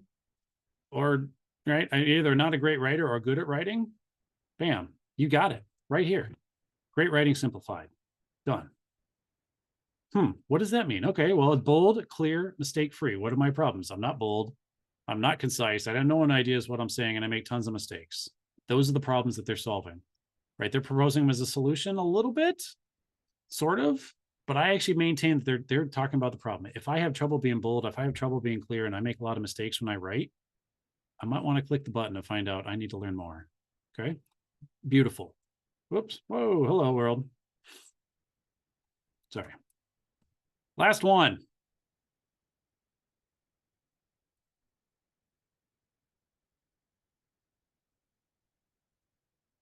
Payment infrastructure for the internet. Okay, interesting, inspiring. It's big. However, internet's kind of large. A lot of stuff goes on. Millions of companies of all sizes use Stripe software and API to accept payments, send payouts, and message, manage their business. What is the implication there? From startups to small to Fortune 500s. Good for them. Why do I care? Okay, so we got some people who don't like it. I would say, as I actually just got this, I've presented this a bunch of times. It's possible they're trying to create some FOMO. This may be a FOMO effort. You're missing out. Everyone's doing it, man. Come on board. Everyone uses my stuff. I think the problem is it just sort of bragged about everyone that's using it and that everyone uses it, but doesn't tell me why I should use it. So I would like it. I think you can do better. And I bring these up because these are brand names that people know. People know Stripe. People maybe use Stripe. Okay. Doesn't mean that they're not successful. And there's probably other stuff that do better, but I want you to know there's stuff that goes out there and it doesn't hit the mark. Okay. Some are good, some are not. I would like yours to hit the mark, whatever you come up with. All right. HubSpot. It's an easy to use CRM. Okay. FedEx, manage your home deliveries. What's the problem? I'm doing a lot of deliveries from home. What's FedEx going to do? Manage the home delivery, right? It's not their only value prop, but they've figured out a segment.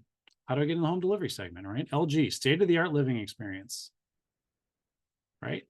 Interestingly, I love how they channel in the world experience. LG wants you to buy their products if you want a living experience. If you just want a living room, buy someone else's product. You want a living experience, buy my product. I think it's cute. All right, Subaru, most adventurous, reliable, safest, best Subaru Outback ever, right? They hit a couple of, they're not really features, they're benefits. They hit the benefits. I would argue, though, that Subaru, in their ideal client profile, reliability and safety, way up top. They promote reliability and safety out the wazoo. What are some ways that you could promote reliability and safety?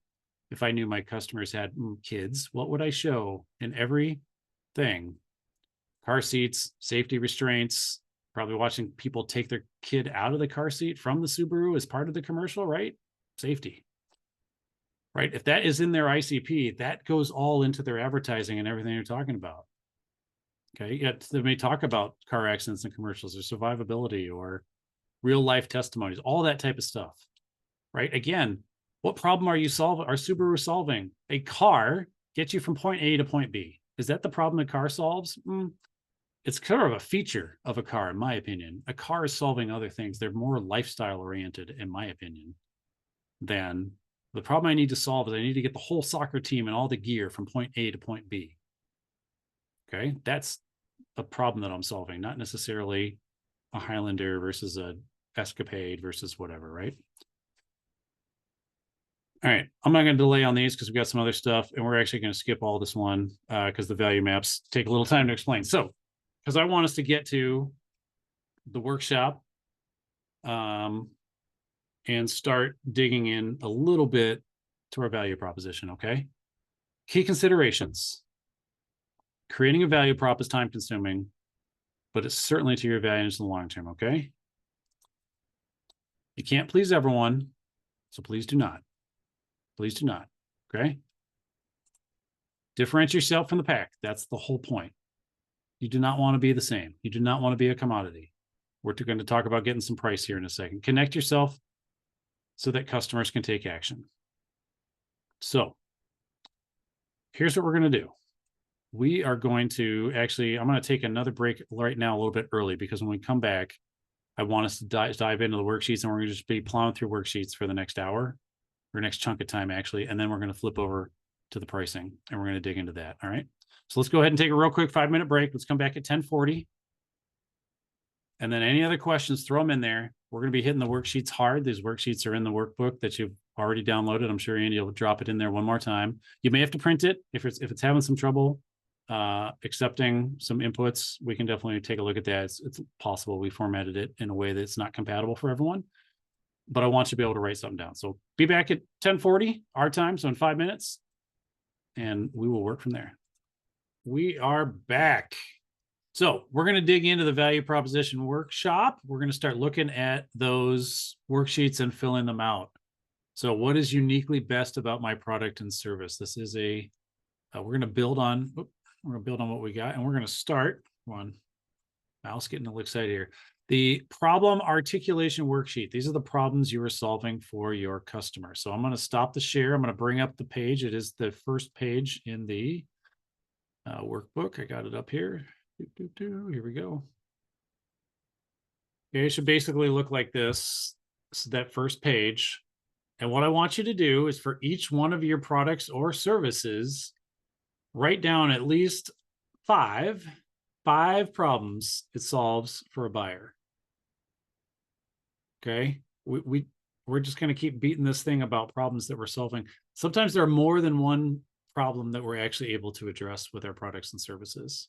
This understanding is going to help us be able to really not only articulate different value propositions. Think about some of the value props that we saw that we didn't particularly like. Okay, they were probably angling after a certain area that maybe it didn't work for us, but maybe it was actually addressing someone else's problem and we just couldn't see it. But when you've really identified at least 5 different problems that it can solve, then you're in a position to be able to figure out now which one of these problems is actually most impactful for my customer. Let me stick with razor blades. Because I worked with a guy who was going to create another razor blade, which Brent's personal opinion, after they came out with, first it was 2 blades. That was an amazing revolution. Everyone was like, wow, you can put 2 blades on instead of 1. And then it was 3, and then it was sort of off to the races to create giant broadswords full of blades. What I care about is close shave and comfort. Not everyone, everyone's got a sort of a different feature, but it's got to be comfortable. After I'm done, my face hurts. I actually want it to be reasonably affordable. I'm relatively price sensitive, so I'll pay more because I don't want to have my face hurt. However, I'm not willing to pay a giant price point. I'll figure out alternatives at that point. So there's a lot of problems that you got to figure out how to solve. They may have had, it's got to be easy to get to us. So then we got companies who are like, I will ship you items. I'll solve that problem. Too hard to find? That's fine. I'll ship it to you. How do you keep them all together? I'll put them in this nice little display pack so you can just stick your blade in and switch it out. I'll make them interchangeable with your previous razor head or handle. I mean, there's lots of different things that can come up, problems that they're solving. And then they got to figure out which one of those is most important. And for certain companies, they just said it was the best the men can get. That was their tagline. If anyone remembers the jingle, you can probably all sing it along right now, right? That was what they were going for. Was if you want the best shaving experience possible, this is the only thing to do. Doesn't make it objectively true, but that's what they were telling me. That's what everyone else would tell you, because you can sing the jingle, it must be true, right? That's how they sort of distilled all that down and figured out what is it that you're going for. So for your product or service, I want you got to figure out at least 5 problems it solves for the buyer. And we're going to pause here for 5 minutes, give you a minute per problem. But this is really, really critical. I will have the chat open and be sitting here. And if you got questions or you're like, hey, I'm working here, I'm trying to figure this out, or we can work it out from there. Okay. But this is the essential for starting work.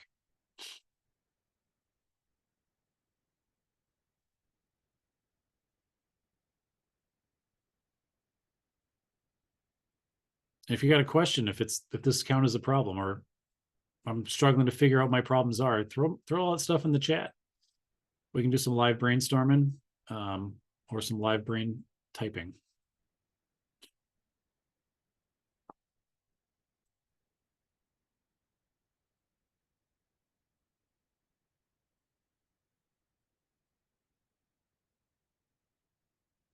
If you're a super achiever and it didn't take you long to figure out the brainstorm the problems, you've got enough room on this worksheet. List another product or service and list their problems that you solve. They can be very different. We offer corporate trainings and workshops, of which this is a workshop, obviously. And so I've got to figure out what problems I'm going to solve. I've got to solve some problems for American Family DreamBank. because they hire me.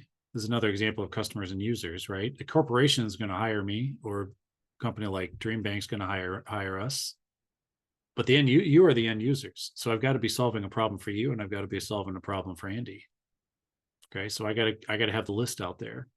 It's going to be a different set of problems than people who hire me to do a business diagnostic review and understand what's going on underneath the hood of their business and identify gaps and weaknesses. They both have something they feel like they need to learn. It's in the business category, so those are similarities. But the real problems we solve are going to be very different there.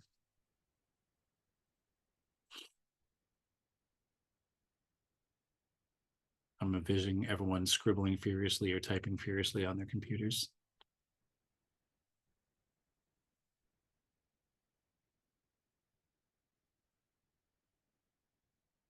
Andy, I'm curious, there's some time to fill some air if you can come off mute there.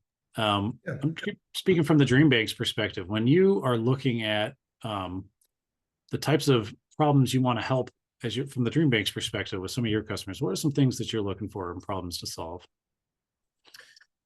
Yeah, some things that I'm looking for and problems to solve. So a lot of it is really based on direct feedback from our immediate audience. So, we cast a pretty wide net in terms of our offerings. So just for some context, I head up a lot of our business related programming. And there'll be a post-event survey coming to all your inboxes once this event's done. But we really, rely heavily on our audience to kind of help steer and dictate, what it is that they're really looking for. Does that answer your question, Brendan? Did you want me to clarify? Yep. Well, I'm curious, like what is, you mentioned, you kind of talked about DreamBank's focus. What is your ultimate, what do you want when you solve people's problems? What are you trying to unleash for them? Yeah, we're really trying to help remove barriers for them so that they're able to dream fearlessly, and pursue dreams and goals without any sort of limitations or boundaries. And that's why we put out all of this personal and professional development content. Love it. So removing barriers. Ultimately, when DreamBank is enticing people to come in, they're going to be talking about the barriers they can help you remove. You're going to want to attend this workshop, this seminar, this in-person gathering, this whatever, because it is going to remove barriers to allow you to achieve your dreams. Right? The barriers are the problems. And it's Andy's job and his teammates to go sort through the feedback. They're doing a great job of customer discovery. Sort through the feedback. What is it that people want to know and learn? And where are the gaps? Where are the things there's like, I would spend more time on vacation if I could just sort this thing out in my life. This is my barrier. All right, great. We'll talk to a person who can do, time management or priorities or whatever to be able to, like, let's do that. That can be a problem we can solve, right? So those are ways, but every organization is organized around solving problems. We just don't tend to think about it that way. And the better and the more excellent you are at the thing that you do, the easier it is to not understand why people don't see the world the way you do. And when you're great at it, you don't have to take 10 steps to get there. You just see it and you're like, oh, I know how to fix that. I have to tie it to a problem first before someone will accept my solution. Okay. All right. We have someone weighing in here on 5 problems: leadership, overwhelm, and burnout. Disconnected teams and poor communication, inefficient systems and processes, resistance to change, lack of skilled leaders. I'm here, so I'm chuckling about the last one. Here's the cheat code in doing what I do. Most of the people who hire us are the problem why their business isn't growing, but they're not ready to admit that yet. So when I chuckle at lack of skilled leaders, most people, it's always someone else's problem essentially. So I imagine that you encounter some similar issues where it is, I have to navigate that one carefully and find out where are the challenges. It's not helpful just to be like, well, you're the problem. But there's a breakdown in the process, there's a breakdown in the flow, there's a lack of information, understanding, knowledge, skills, whatever it takes. And that's my job then to help identify, empathetically equip, provide the insights. And that's where the humor really helps. And then to find a new path forward. So here's my feedback on those. I love those as problems, and I want you to get really specific. Which leadership? I'm just gonna go almost word by word. Which leadership? What are 5 words other words you can use to describe overwhelm? Emotions are key. I'd love for you to get emotions out here. When we talk about business owners, they are frustrated, They are annoyed. They are exhausted. People buy on emotion. We use facts and figures and features in order to justify our decision to buy. We buy on emotion. So solve an emotional problem. So I want you to know what does overwhelm look like? What does burnout look like?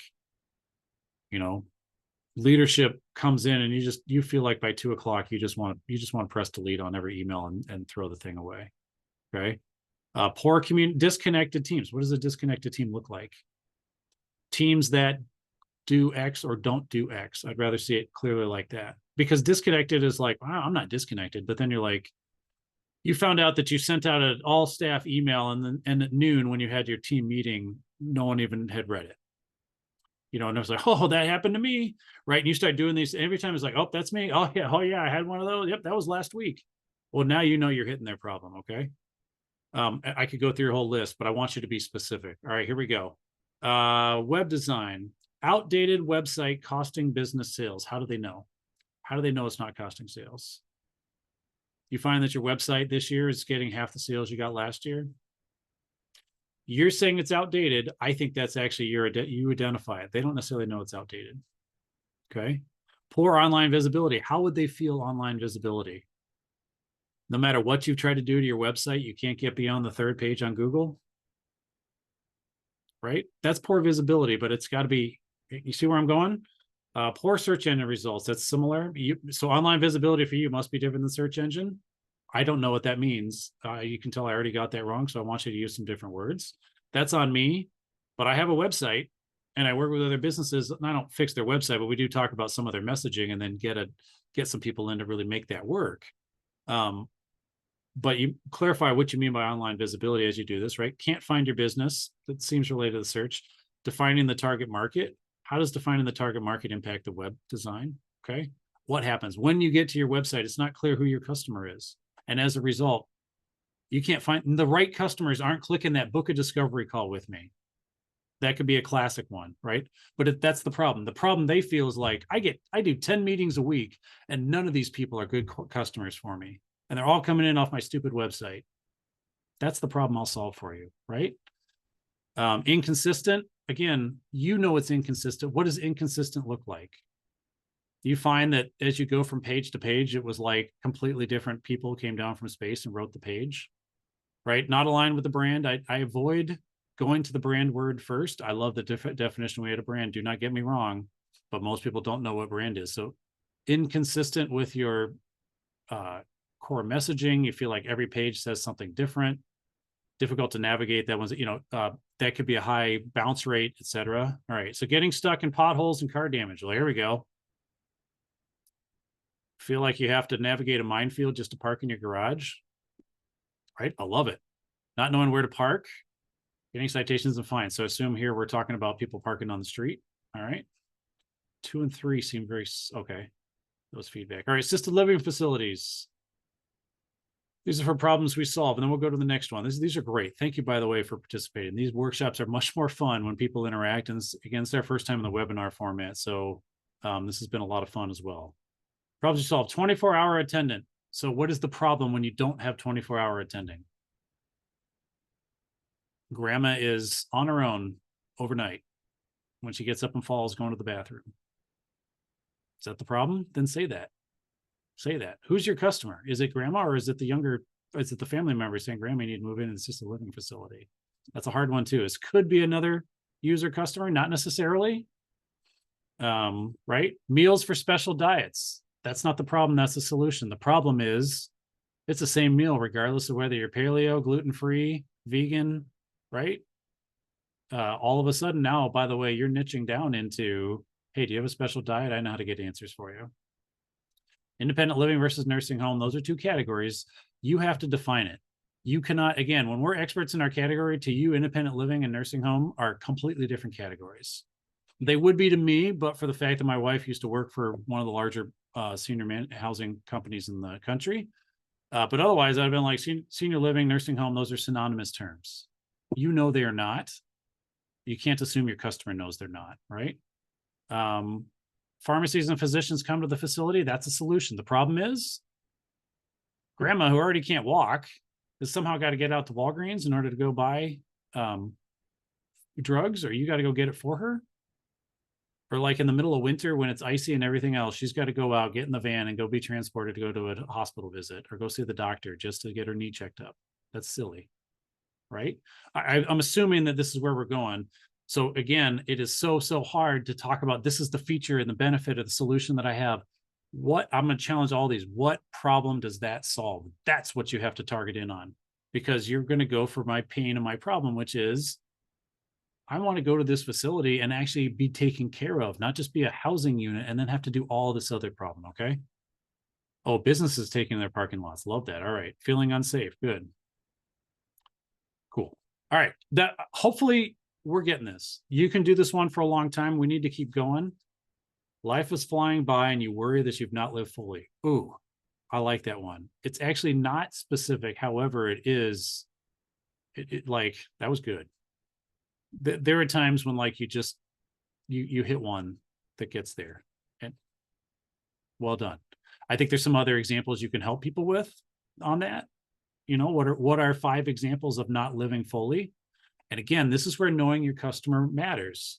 If your customer happens to be people with young children, it could be, do you know any friends when their kids, whatever, left the house that have looked when they hit that empty nest and looked back and were like, I missed out on my kid's life. That's one set. Another could be they went all the way towards retirement and, for whatever reason, they had plans of traveling, but never did. And then were maybe not physically able to travel. Right. Some of those are the more it resonates, the more I can go, yep, oh, that happened to my parents. That's not happening to me. Or my neighbor, it happened to my neighbor. It's a really sad story, but what I can do something different. Okay, that's cool. Right. So got to know the problem. All right. We're going to go to the next one. I'm not going to flip back to the original presentation because it's actually just on the next slide here. Here's the problem implication worksheet. So we've got problems. Now we got to have a superior solution. So you say, you got this problem. Here's my solution. Okay. And a lot of people have some solutions listed out here. That's great. Now assume that the buyer says, well, having pharmacy and physicians come to the thing, like, there's got to be an upcharge for that. And that's not worth it. I'll just, grandma can just take the bus. Why is the buyer wrong? Why is the buyer wrong there? This is the implication. This is helping us really articulate why our solution is actually pretty amazing. And this is where some of the power starts to come out. So let's spend 5 minutes on that. And again, keep filling up the chat. I'm super enjoying going down this road.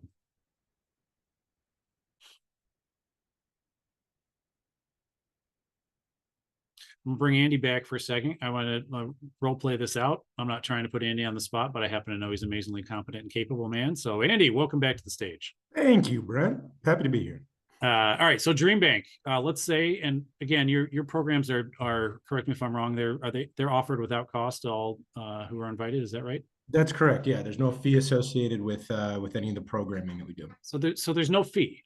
So what would be, and this happens in a lot of things, is there still a cost to the program?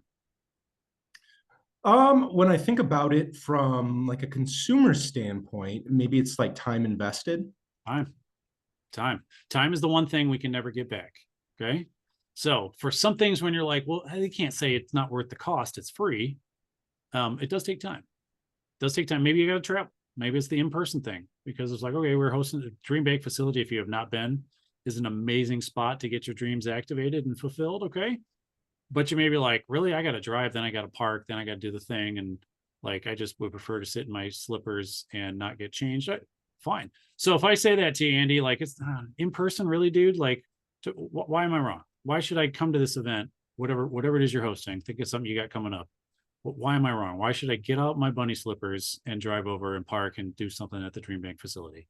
Yeah, I think a good value add for our in-person events is any of the impromptu networking that may occur both before and after, right? So you sign up for an event led by a subject matter such as yourself. You know that you're going to gain at least some sort of nuggets, but you're never going to really know who you're going to run into within the space. And it's always a very serendipitous thing when I see folks come into the space and have a lot of really kind of stimulating conversations that they may not have otherwise anticipated when they left the house.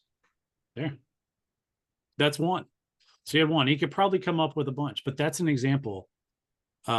Because you're not paying the DreamBank for the services. There's some outcomes that they're looking to get, and there's a purpose behind what they're doing, but they have objections they have to overcome like anyone else. Overcoming objections is really doubling down on the value that you're bringing. And that's why it's important to know all these different problems that you solve, and then figuring out, this is where I've got a superior solution. There's no other place that I can think of that is just in the business of, we want you to fulfill your dreams. And we have built a workspace, and we are hosting professionals to come in and lead you through different curriculum in order to make it better. And if you're just used to an online experience and we're doing this one in person, and it could be vice versa, of like, oh, when I do it online, there's no one focuses and everyone does all this other stuff. So got to we have some answers there. I could just do that on YouTube. I can read the book. I can, right? The battle, actually in the DreamBank scenario, the battle with alternatives is much more relevant than competitors, because I'm not really convinced there is a competitor per se. You may know one, Andy, by name, but you don't name them. But alternatives are probably the bigger one here. And I would actually argue that for DreamBank, because we were talking about barriers, inertia is probably the biggest alternative. Doesn't actually solve the problem, but we are stuck not getting stuff done and getting people out enough to be able to say, I'll go ahead and get it done. All right, does anyone have some other examples of what's your answer going to be when someone says it's not worth the cost? You haven't priced it yet, I get that, but we're staying hypothetical, because it doesn't matter what your price is. Anyone can say, well, that's not worth it. I'm not going to do that. So how do you answer? How is your solution superior? Let's hear what some people have. Throw them in the chats, please. And again, if you have questions like, Brent, I don't understand how to use the worksheet, you can throw me a private chat. You can put an anonymous in the Q&A, whatever you want, and we will address those too.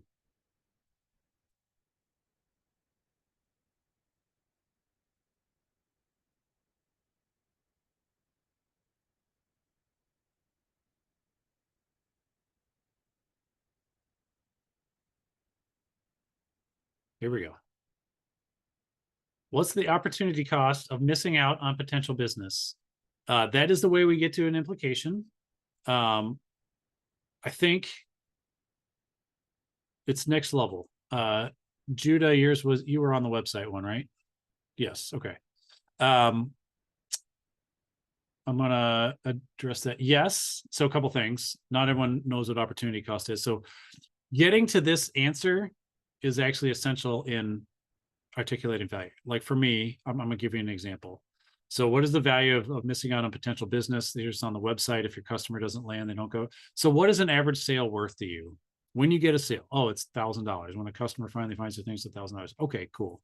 So you said you're getting 10 bookings, but none of them are your ideal customer. If two of those 10 were the right people, what's your close rate? How often do you close people? I close 50%.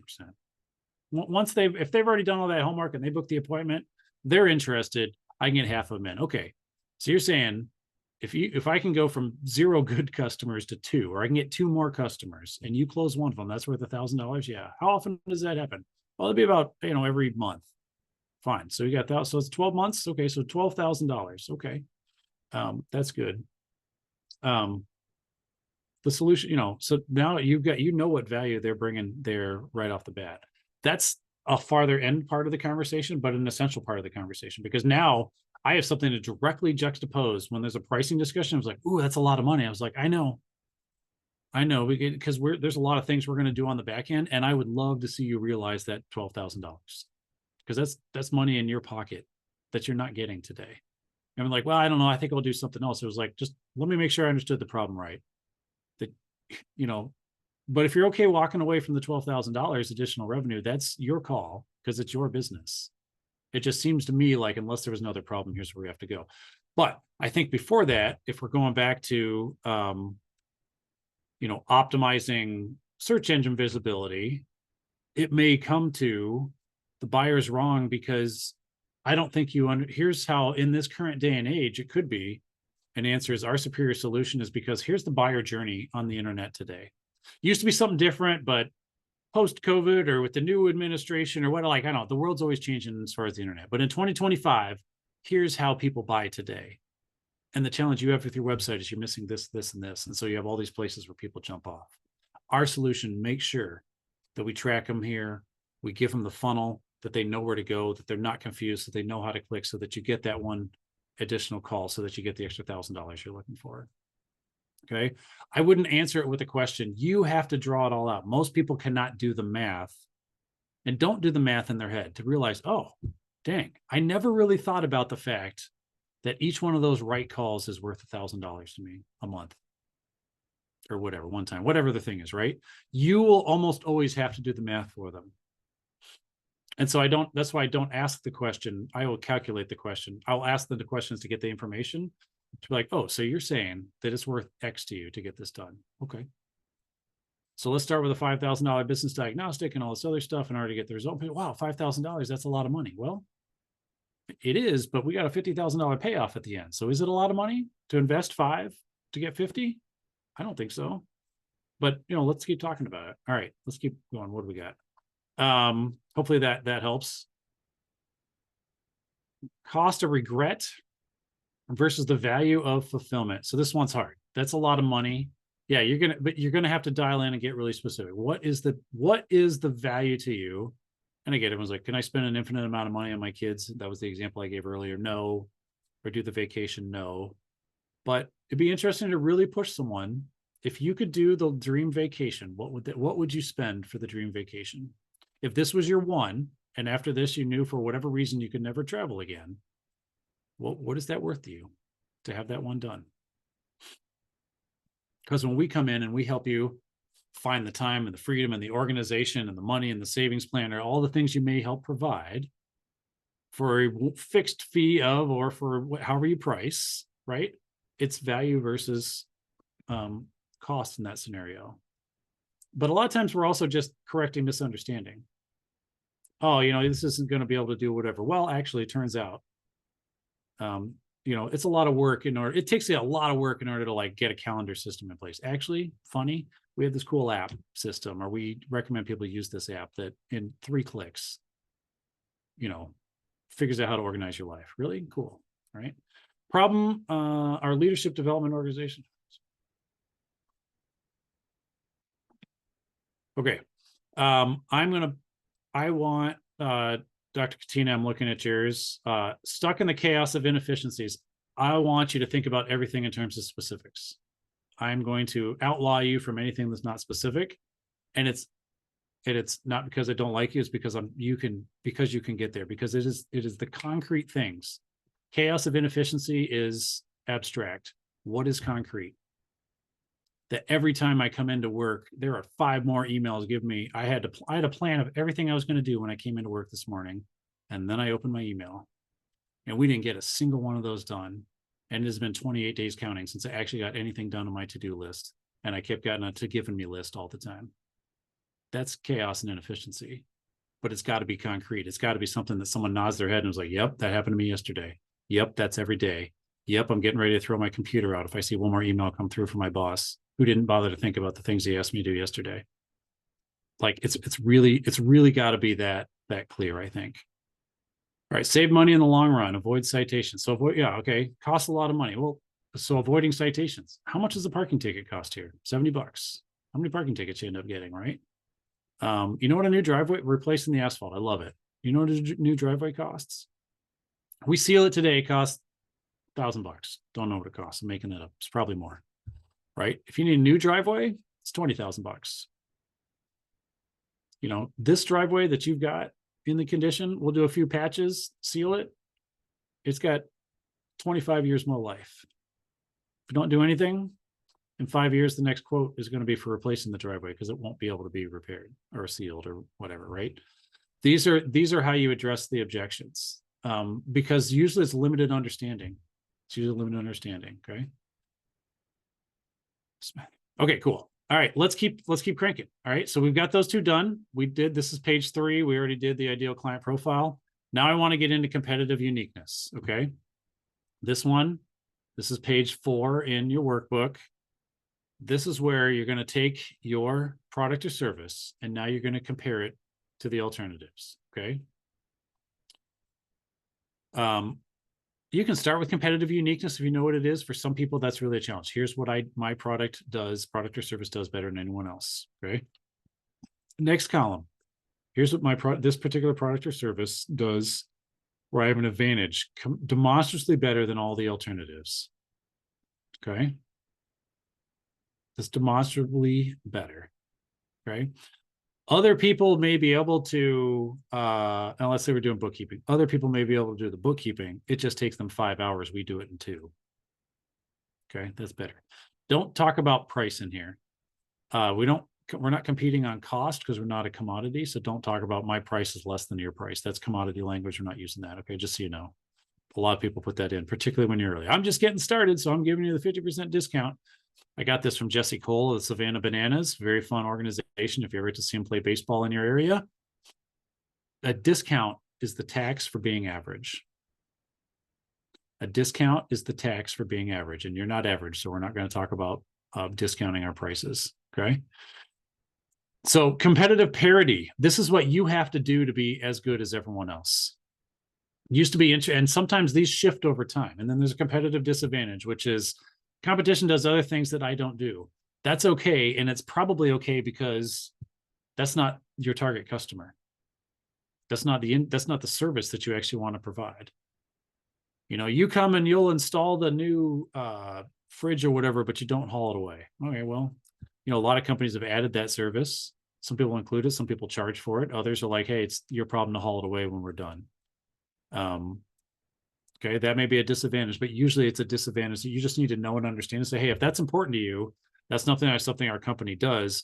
And this is where you kind of get over the objection. However, let me tell you why it's not actually as big a deal as you think it is, that we don't do that. What they're selling you is kind of vapor. They're charging you extra for it, and you don't really need it. Okay. Sometimes advantages become parity. Parity is where a lot of people really struggle. So parity is the thing that you have to do. Long time ago, taking different credit cards, different credit card processors would come on board, or when Google Pay and Apple Pay and whatever started coming on board, not everyone's systems could take that. In the beginning, it might have been an advantage to say, hey, I take Apple Pay, I take whatever, I take Discover, I take American Express, MasterCard and Visa have been around forever in the Americas, so that that's not generally a challenge. But there may have been a business that just took cash and didn't process. That did happen once upon a time. So in the beginning, it was an advantage. As time goes on, it becomes parity that you basically have to take just about every form of payment that's out there. You have to upgrade your payment platform in order to be at parity. And in fact, then you eventually be at disadvantage where it's like, oh, you don't take credit card? I'm sorry, I don't carry cash. Right? Even in a mobile setting out in the middle of nowhere, there are interestingly some solutions that'll take offline credit cards, which kind of baffles me, but God bless them for figuring out how to do it because it's a problem to be solved. When I'm doing a fair out in the middle of the desert at a big thing and everyone's having a great time and I want to sell drinks, I better figure out how to take credit cards. Figure out where you're at for each product. You got to know, where is it unique? Where you have an advantage? Where's your parity? Where's your disadvantage? Fill some of those out. All right. If your competitive uniqueness is your process, but you don't know the in-depth processes of others. I forget, Judah, are you able to talk? I'd love to talk with you about that one. Can you come off? Yeah, give me one moment here. I can navigate to Judah. Okay, you should be all set now, Judah. Okay, perfect. So I guess my thought was overall, being like a web designer or a marketing consultant, that my process it might be similar to other agencies, but right now I'm one person and I'm competing against either other one person shows or bigger agencies. So do you think your process is what is unique? How do you think your process is uniquely better than anyone else's?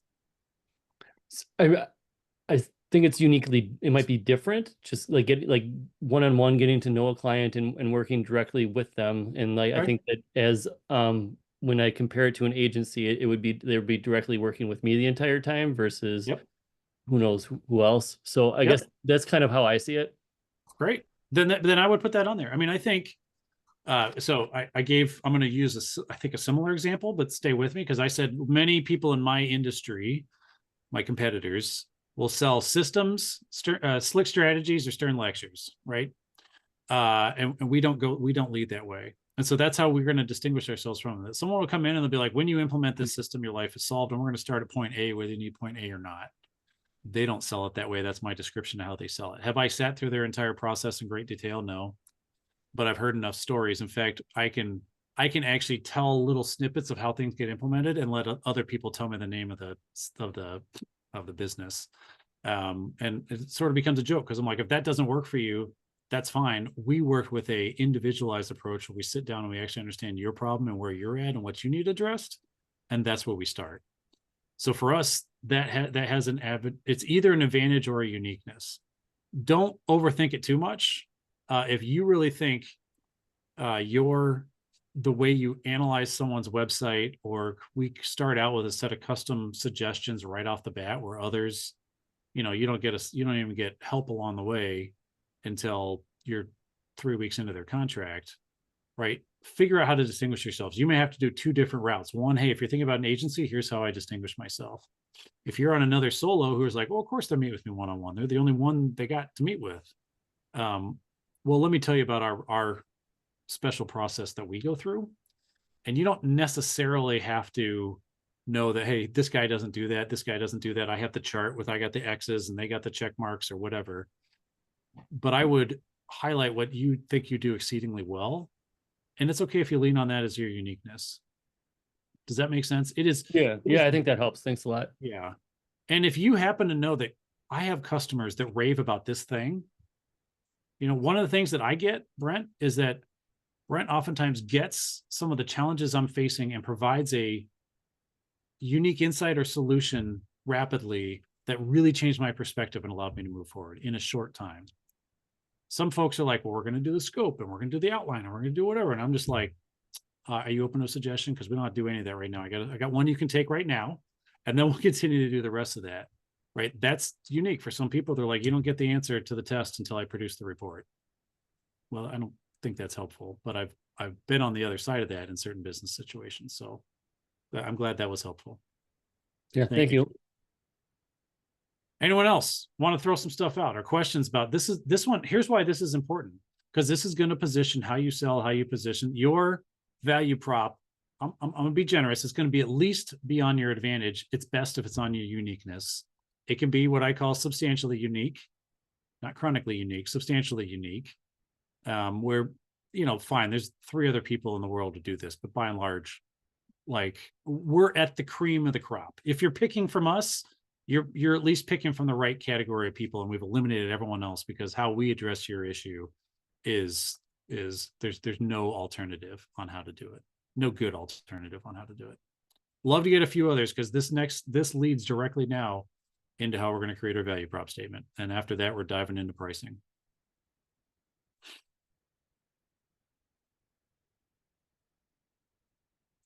One more. I hear typing. It's somewhere there in the internet. It's a big internet. Here we go. A lot of contractors get product from the same supplier. It's the same product. Okay. What are you providing, Anna? Are you able to talk? Give me one moment here. All right, Anna, you should be able to come off mute. Hello, can you hear me okay? Absolutely. Okay, yeah, so we do seal coating Okay. and striping and repairs and crack sealing. But the thing is, like, in this area, a lot of contractors buy from the same supplier. So Sure. I don't know about what your product does, no other product can do, but I can do our advantage and parity and disadvantage. Oh, but first you're not of all- selling the product, are you? You're applying. No, it's the service. Yeah. Yeah, we're selling. Oh, that's the totally service. different. Well, Okay. everyone so here's the objection, right? Everyone gets the same product anyway. So how is yours any different? Answer: I don't water mine down before I seal it. So I have to seal Exactly. it. But that's it. Uh-huh. I mean, Okay. that's the answer. You are absolutely right. And I bet you that when I quoted you 20 and they quoted you 10, the driveway is the same size, isn't it?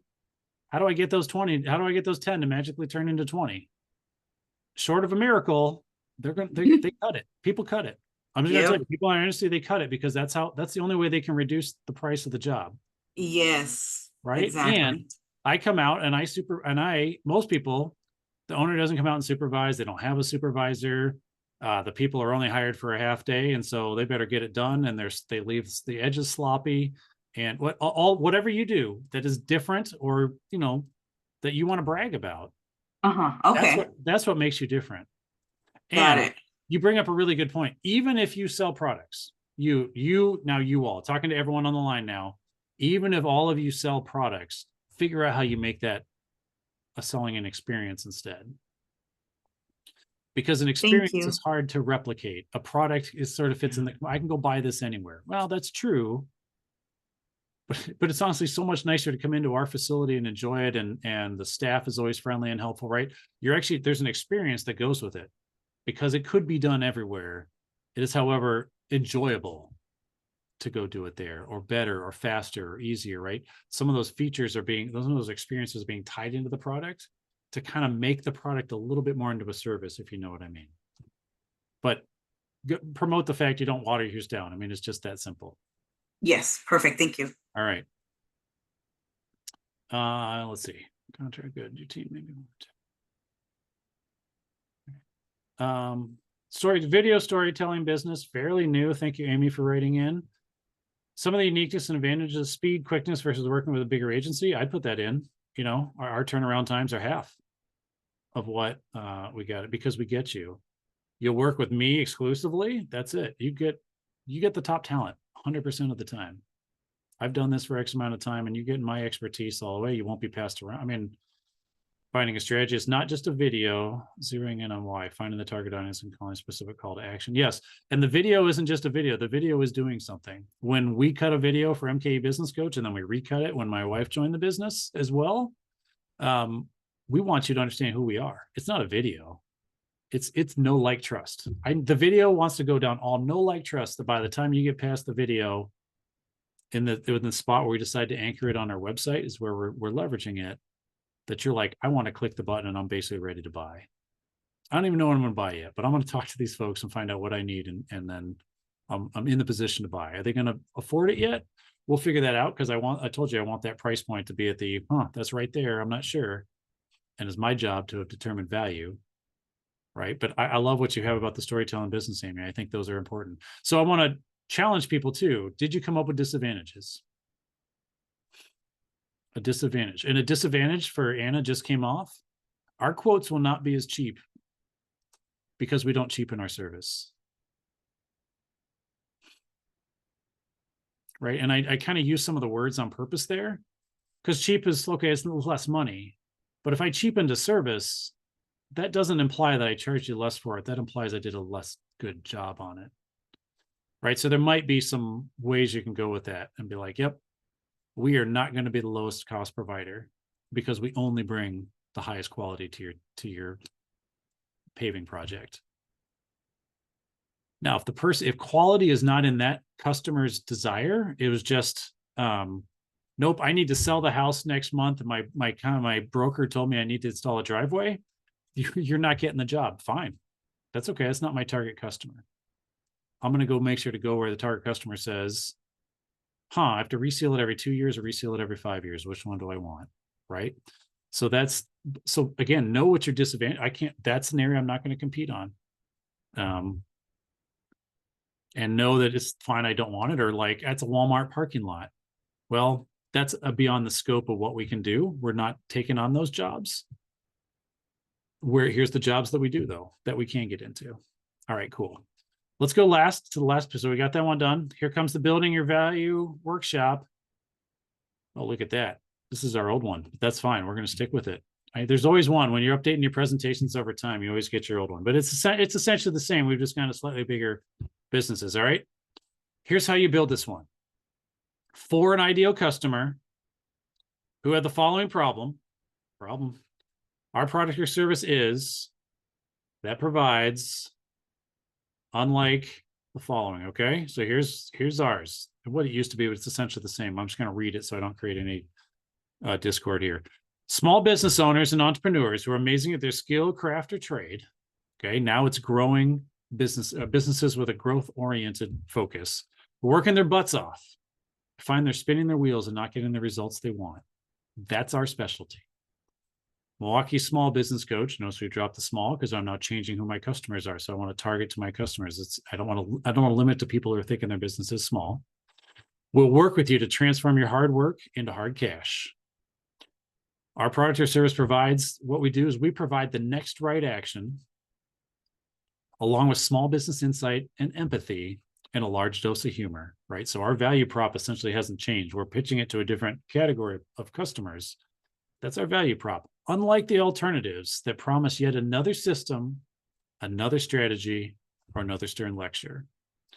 And that implies too that most people have sort of experienced, hey, when you join me, you're going to get a system, a strategy, or, I'm going to be your drill sergeant and yell at you and tell you how good you're not doing. Right? That wasn't a good sentence. Ignore my grammar there, but I think you knew what I meant. That's how you're going to build this all into a sentence. It's all the pieces we did. You're going to do that. So that was the example. You're going to go here to what should be the last page of the workshop, and you're going to write it out. And then this is editable because you're going to keep tweaking and keep changing it. Like I said, for us, we're going to change who the ideal customer is because we have. Their problem's slightly different, so I've got to change that problem. Our product or service may have changed. Again, here I want you to keep it, you might keep it general, like I kept it general. What did I say? The next right action, that's pretty vague. We can now probably design each one of these forever. And the next right action is really the core behind what we do. Because like I said, I'm going to give you coaching. What does that mean? I'm going to tell you the next right thing to do. That's actually what I'm doing. I call it coaching or consulting. You want to know the next thing you need to do because you got 75 choices and you don't know which one's right. And you're frustrated. You've been burning hard and you've been stuck at this spot for a long time and your staff's getting annoyed and people are starting to leave and find better job opportunities because you can't promote, because you can't grow. Those are the problems I'm solving, by the way. Our answers ultimately to that, we'll find the next right action for you. How do we do that? Well, that's a good question. Now I'm going to build out and I get permission to tell you how our services work.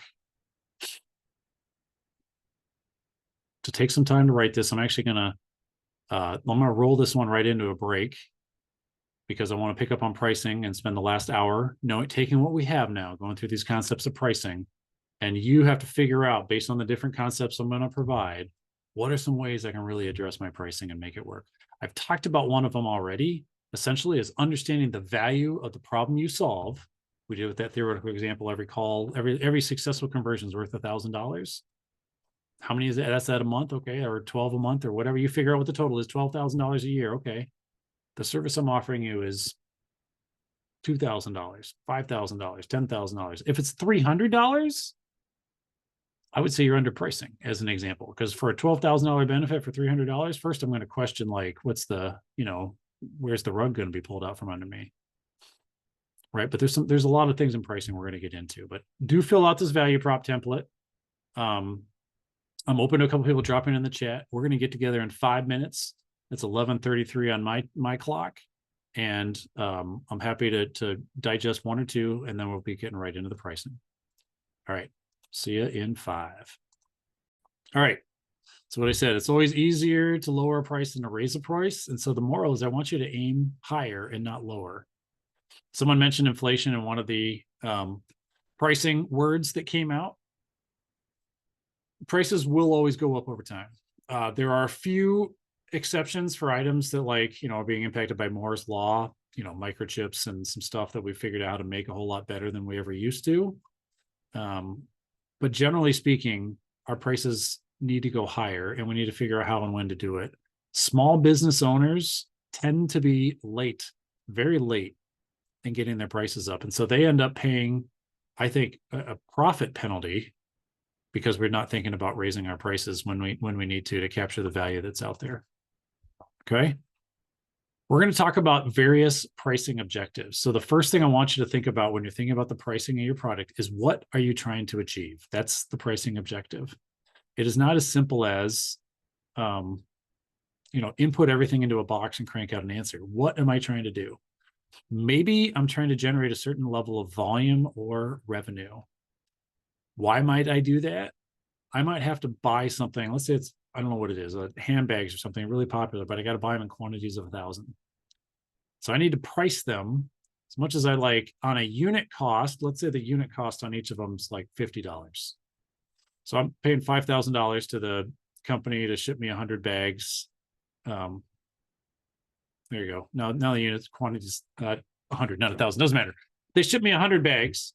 I got to be able to price it so that I move those 100 bags. I don't want to be stuck. Even though the unit volume is 50, I could be like, well, I'll just charge $25 extra and I make $25 a bag. Great. Maybe I sell them all out. Well, what if this one's really, really huge in demand, and I'm just happen to be one of the blessed people who happen to get one of the allotment. I'm going to charge $250. Cool.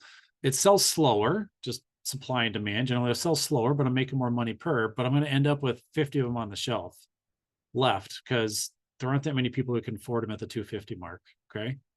You got to figure out, that's an example of what we're going to do for volume. Maybe it's for achieving a certain level of profit or margin. Maybe you have something that is so amazing that on that particular item, you want to make 90% margin. Meaning if you sell it for $1, it only costs you 10 cents in labor, time, and materials in order to get it done. Okay, that may be your target. Maybe it's to create visibility. Maybe you're going to make an early splash. Hey, I am new to the market, and so I'm doing this thing. Okay, maybe it's you got a price to cover cost. In the beginning, when we first start doing something before we get efficient, this is true for people doing early assembly manufacturing. I'm doing, homemade creams and things like that, that it's not being done at scale. And so it's actually a little bit more expensive. So at a minimum, we got to make sure to cover our costs. Maybe to convey a certain image or quality level. I'm not convinced that every product that costs more than others is necessarily better. However, for a substantial amount of time, we've already talked about the iPhone a little bit.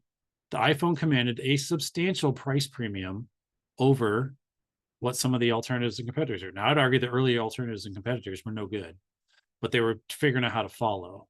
Since then, I think there have been some pretty good ones that have been developed. However, the company that makes the iPhone, Apple, is very happy to say our stuff is priced premium and there's no such thing as discount. And I think a lot of times when you go to even resellers of their product, they are told what they can sell it for. So they can't undercut the Apple store or Apple online. You're welcome to sell our products, and they have to figure out how to share the money between them. But our product needs to be priced at $17.99 because that's the value of the product. Allowing someone to discount is a tax for being average, and we do not consider ourselves to be average.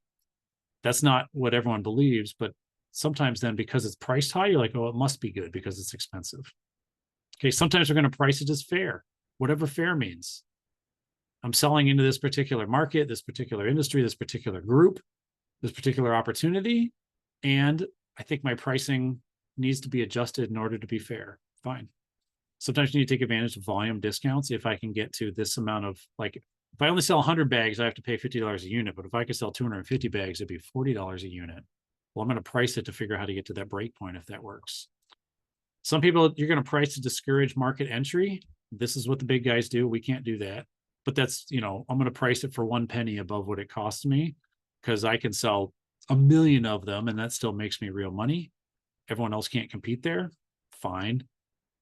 These are big kid tactics. That's super difficult for any of us to be able to do. Speed the exit of marginal competitors. It's funny. You generally not want to say you want to price your stuff to kick people out of the market. That antitrust doesn't like that very much. However, again, I'll just give you an example. When my brother and I first opened we opened a game store. We decided I was 15, he was 17. We were going to open a retail game store, board games and role-playing games. This is back when I was in college, before the earth cooled.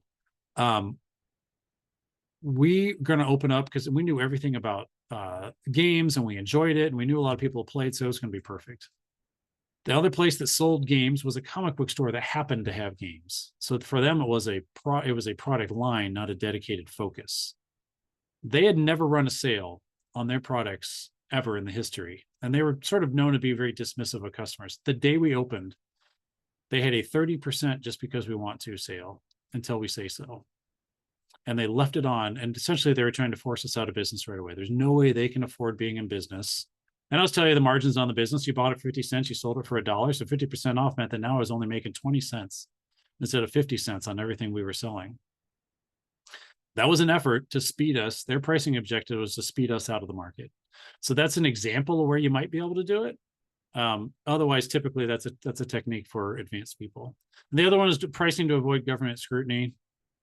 Depending on your size and what you're doing, the government has different rules, so don't do it. Generally speaking, the only antitrust thing that applies to smaller and medium-sized businesses that can't really influence the market is you may not go and talk with your competitors, and this is really applies truly to competitors, and say, we're going to only sell Pokemon cards for $10 a pack.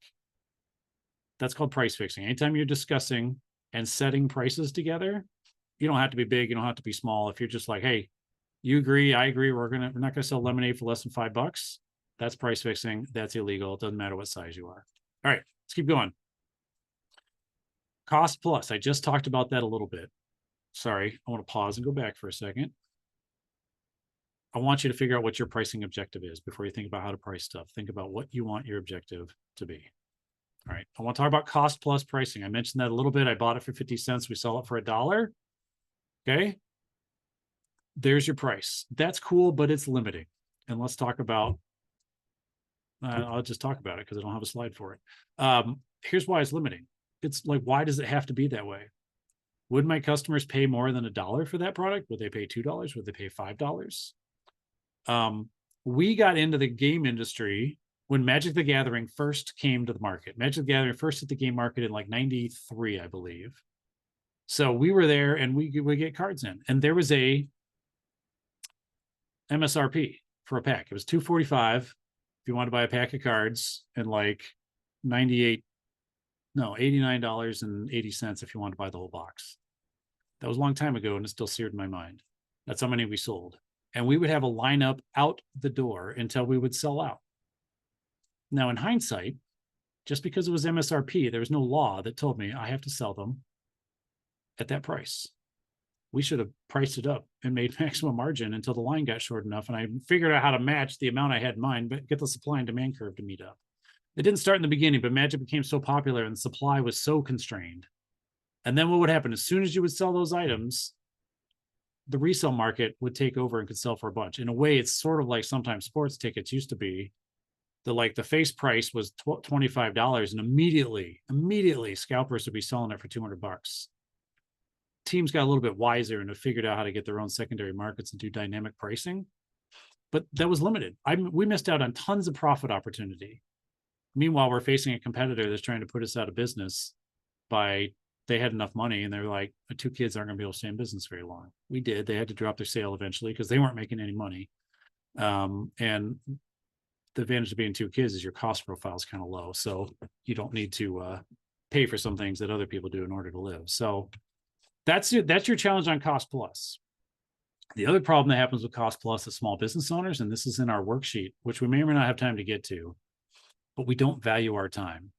In that worksheet that you see about pricing your products, and I want to focus on the rest of the pricing here, so I'm not going to get into it at this moment. That one of the biggest problems people have is, yes, and what about the value of your time? Have you put a value on your time? Well, how much should I get paid, Brent? At a minimum, it's the least amount of money that you would like to be paid without feeling resentful that you're doing this work.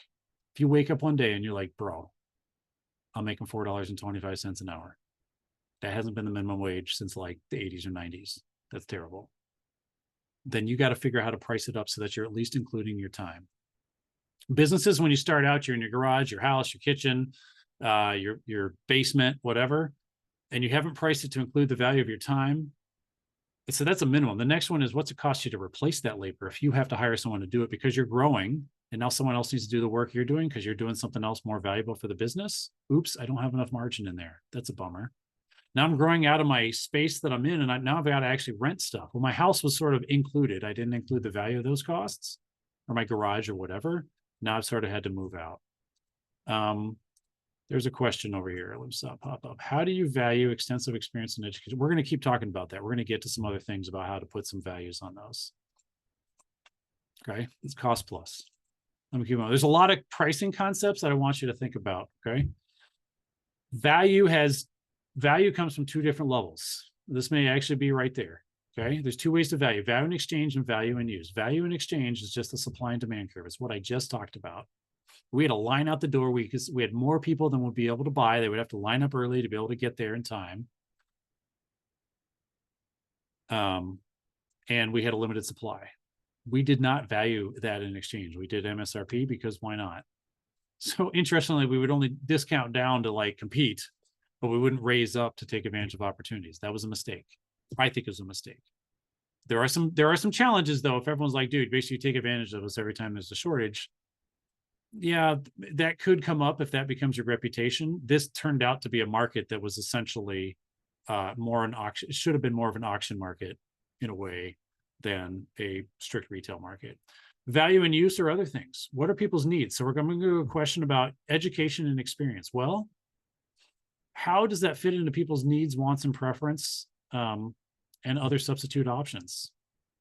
If I'm an expert in my category and I've gotten a PhD and clinical support or clinical work after that, or, you know, I have some, like, I worked 25 years in this industry and my price point is, you know, $4,000 an hour to come and lead your seminar on XYZ.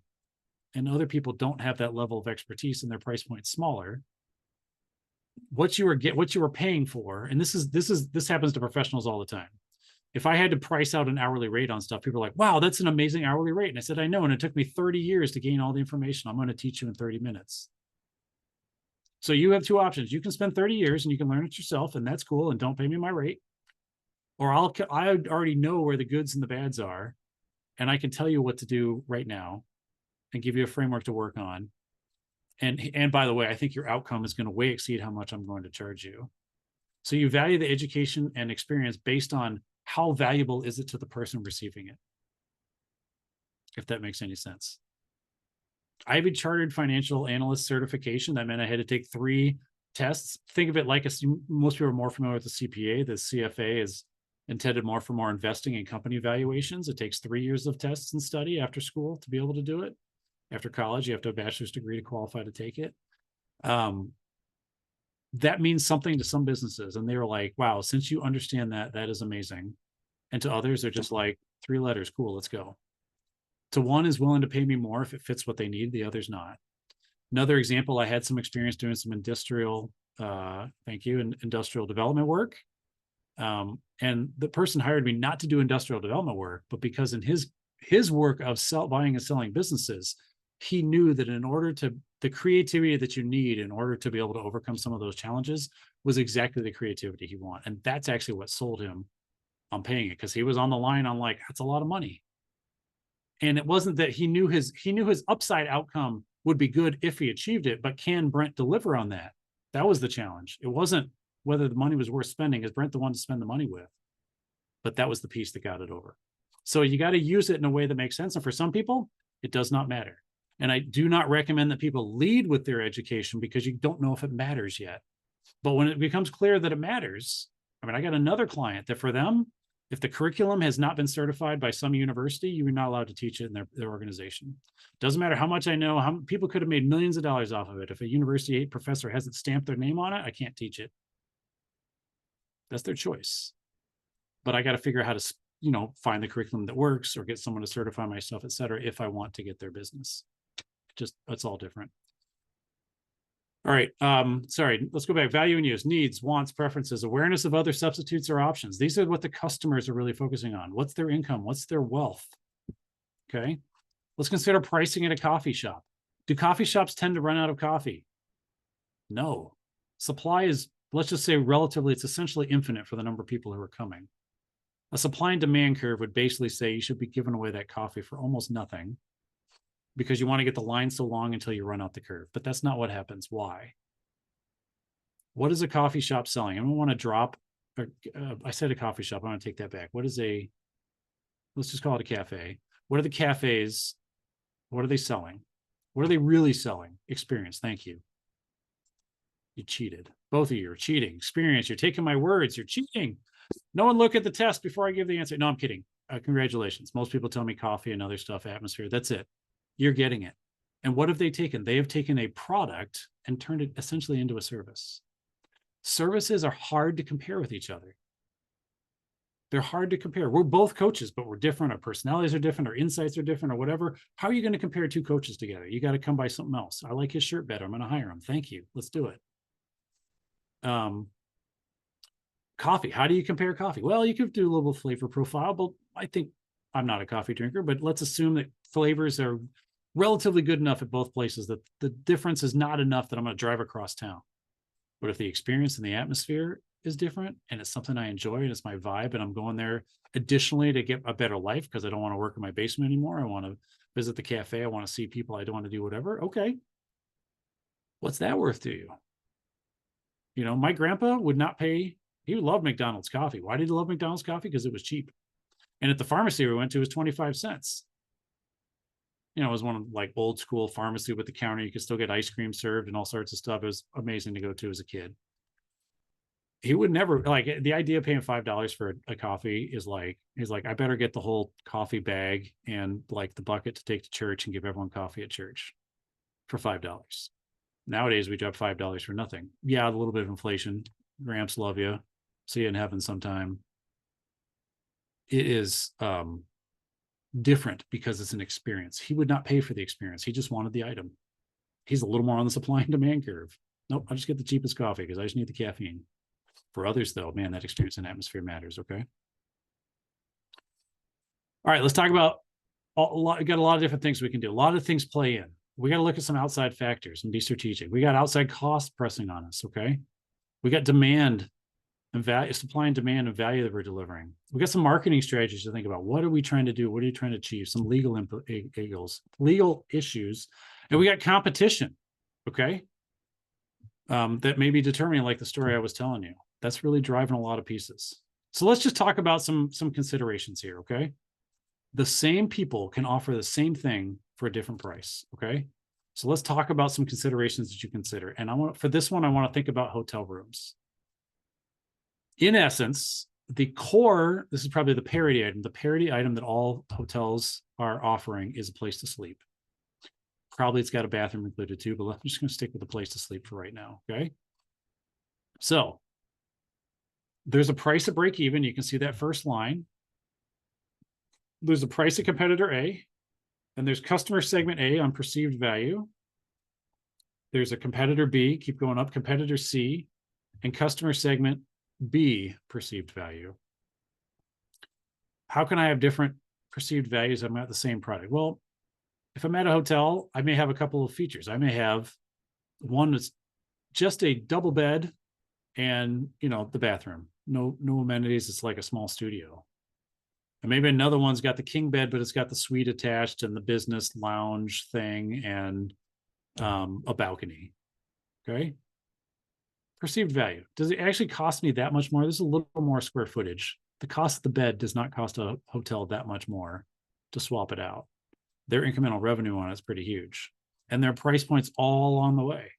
Is it, you know, a motel chain versus a mid-level hotel chain versus people who just promote premium? This is our boutique hotel at the point C. At the end of the day, your primary product, when you talk about parity, is about the room.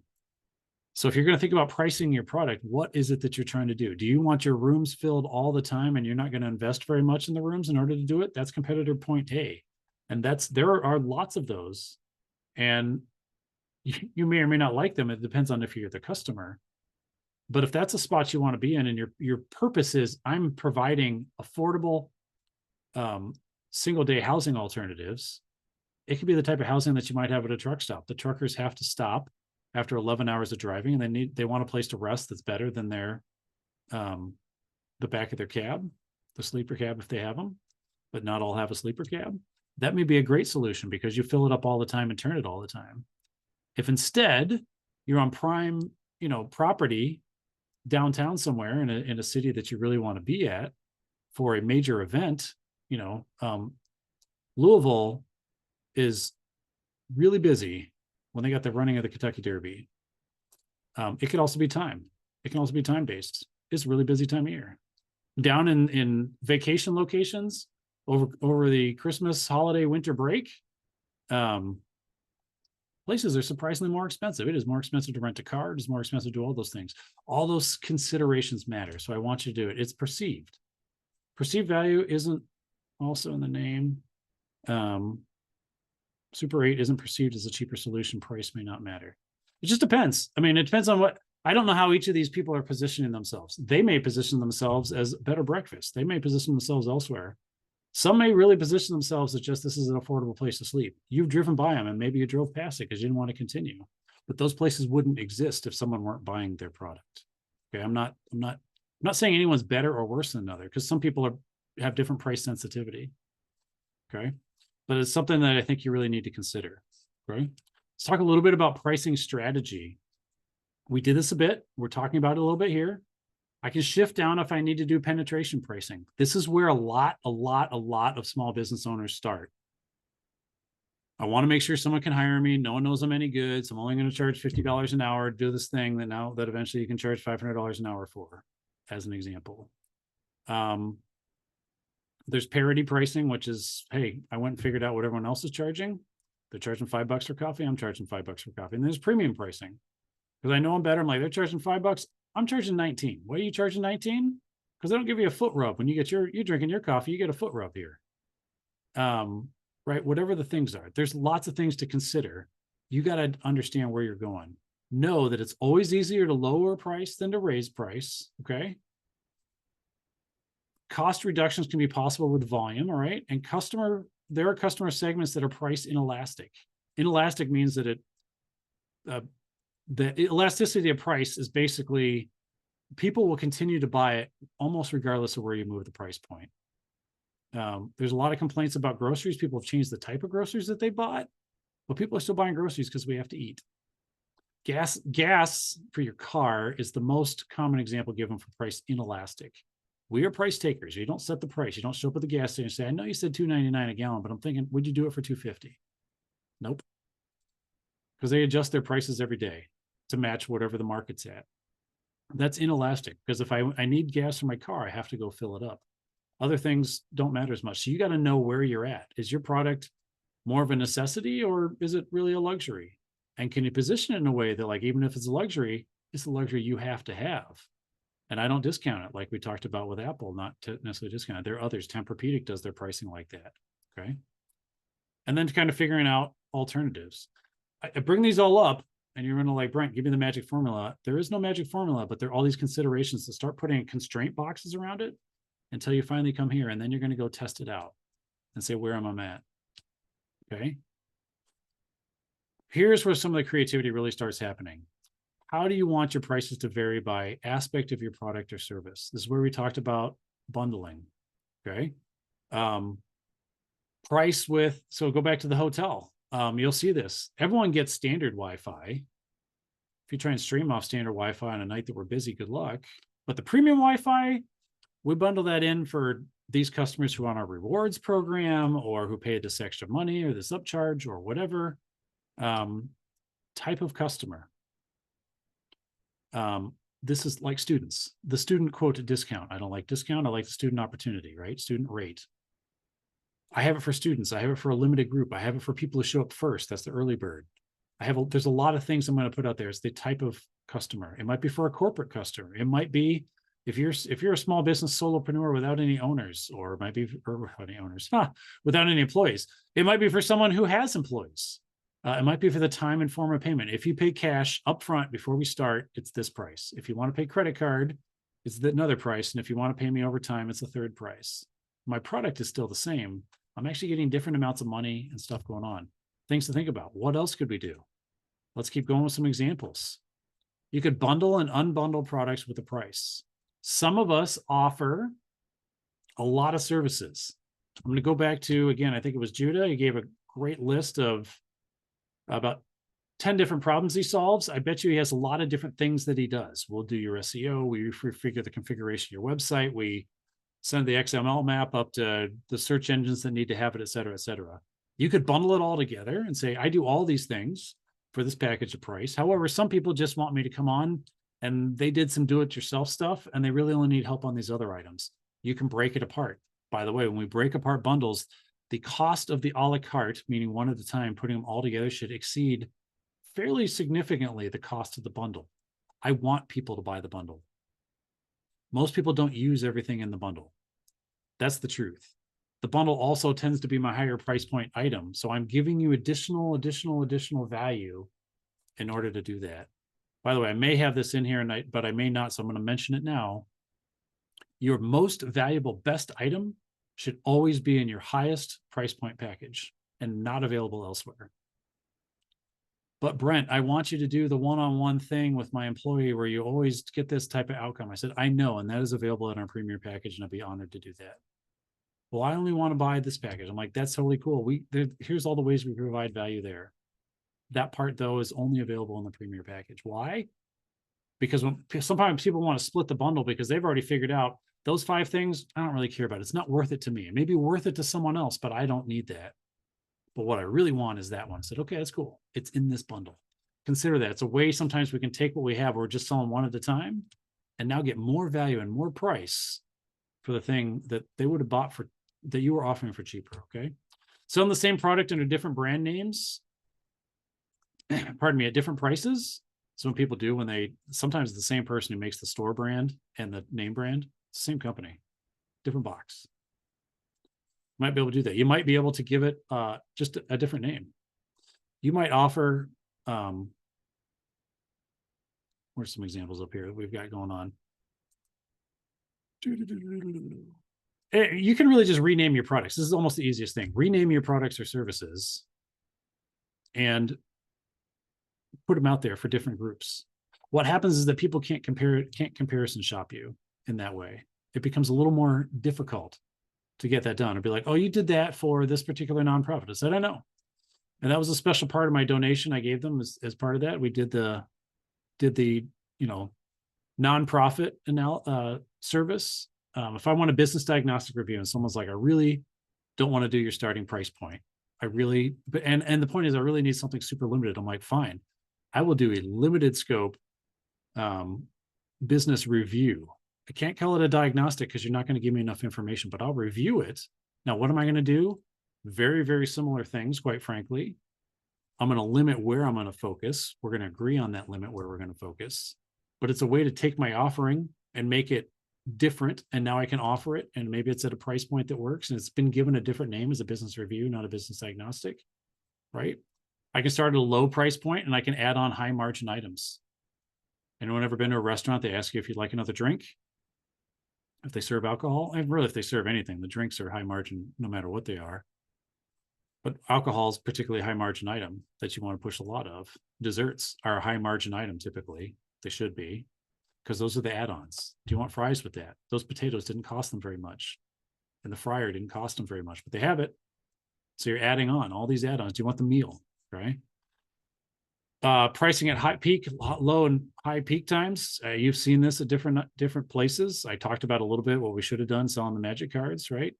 Unlimited use of a product or service for a flat fee. That flat fee is a little higher, but you can use it anytime you want. Come in and use it, and unlimited, right? Man, maybe it's a base price and you can use it up 10 times, and after that, the price changes, okay?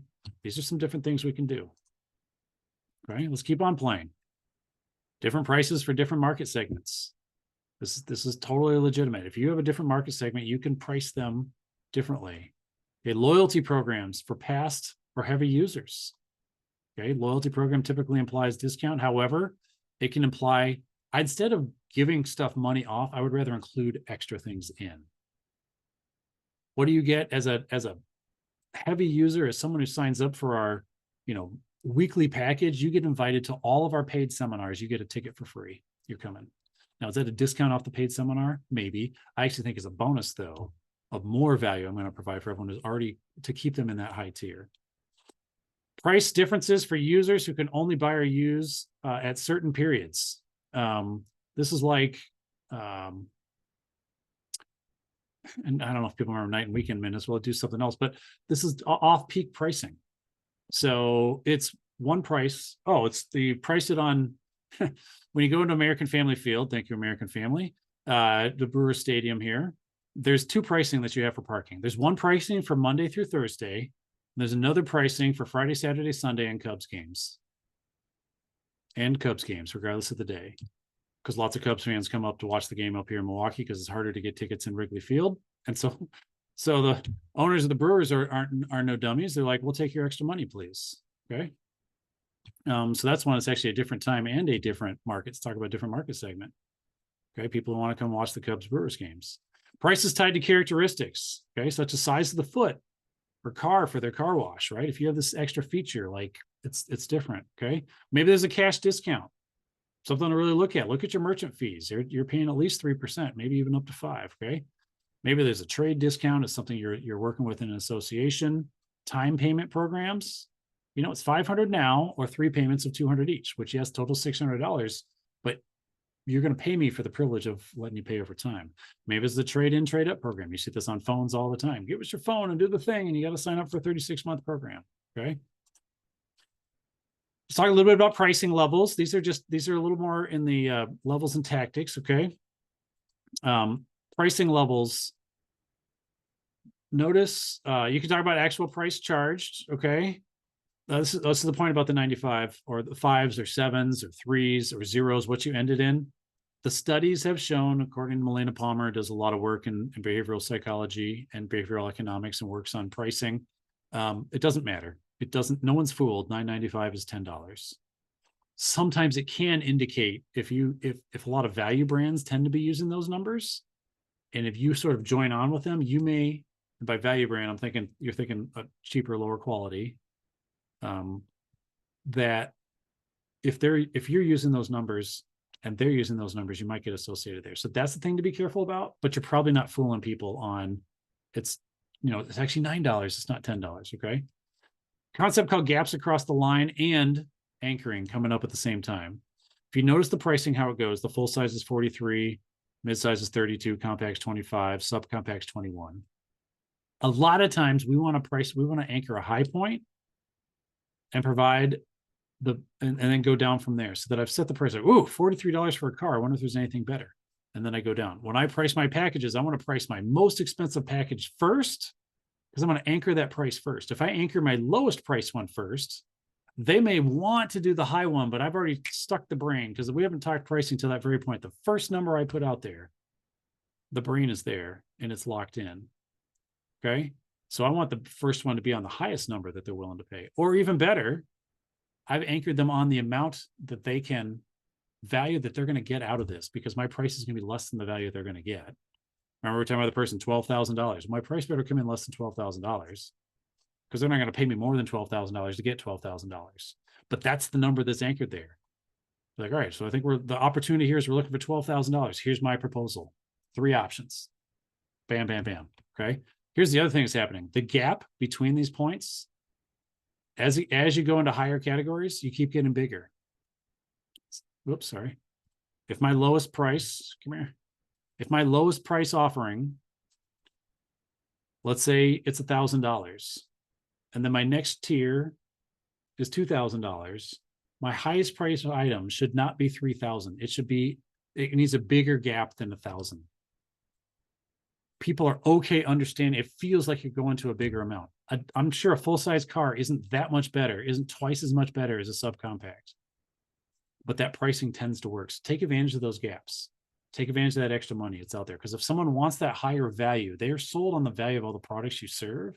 The price is actually less of a distinguisher than you think. They're going to struggle at $3,000 or $3,500 or $4,000 in that pricing example I gave. Have that extra money opportunity there, so that to the degree you capture them, you're capturing more profit yourself. Okay. Almost final thing here, and then we'll get some summary. Rebates, coupons, BOGO deals, specials. Those are some other tactics you can do. Okay. I like talking with words like that against. I like staying away from the word discount. There's lots of things that you can do to make it work. What's nice about a lot of these is that they're limited in scope.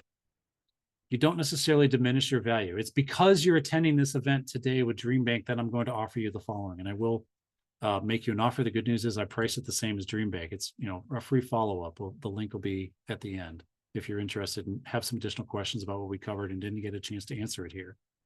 But rebates, coupons, BOGO deals, and specials, they are limited time duration.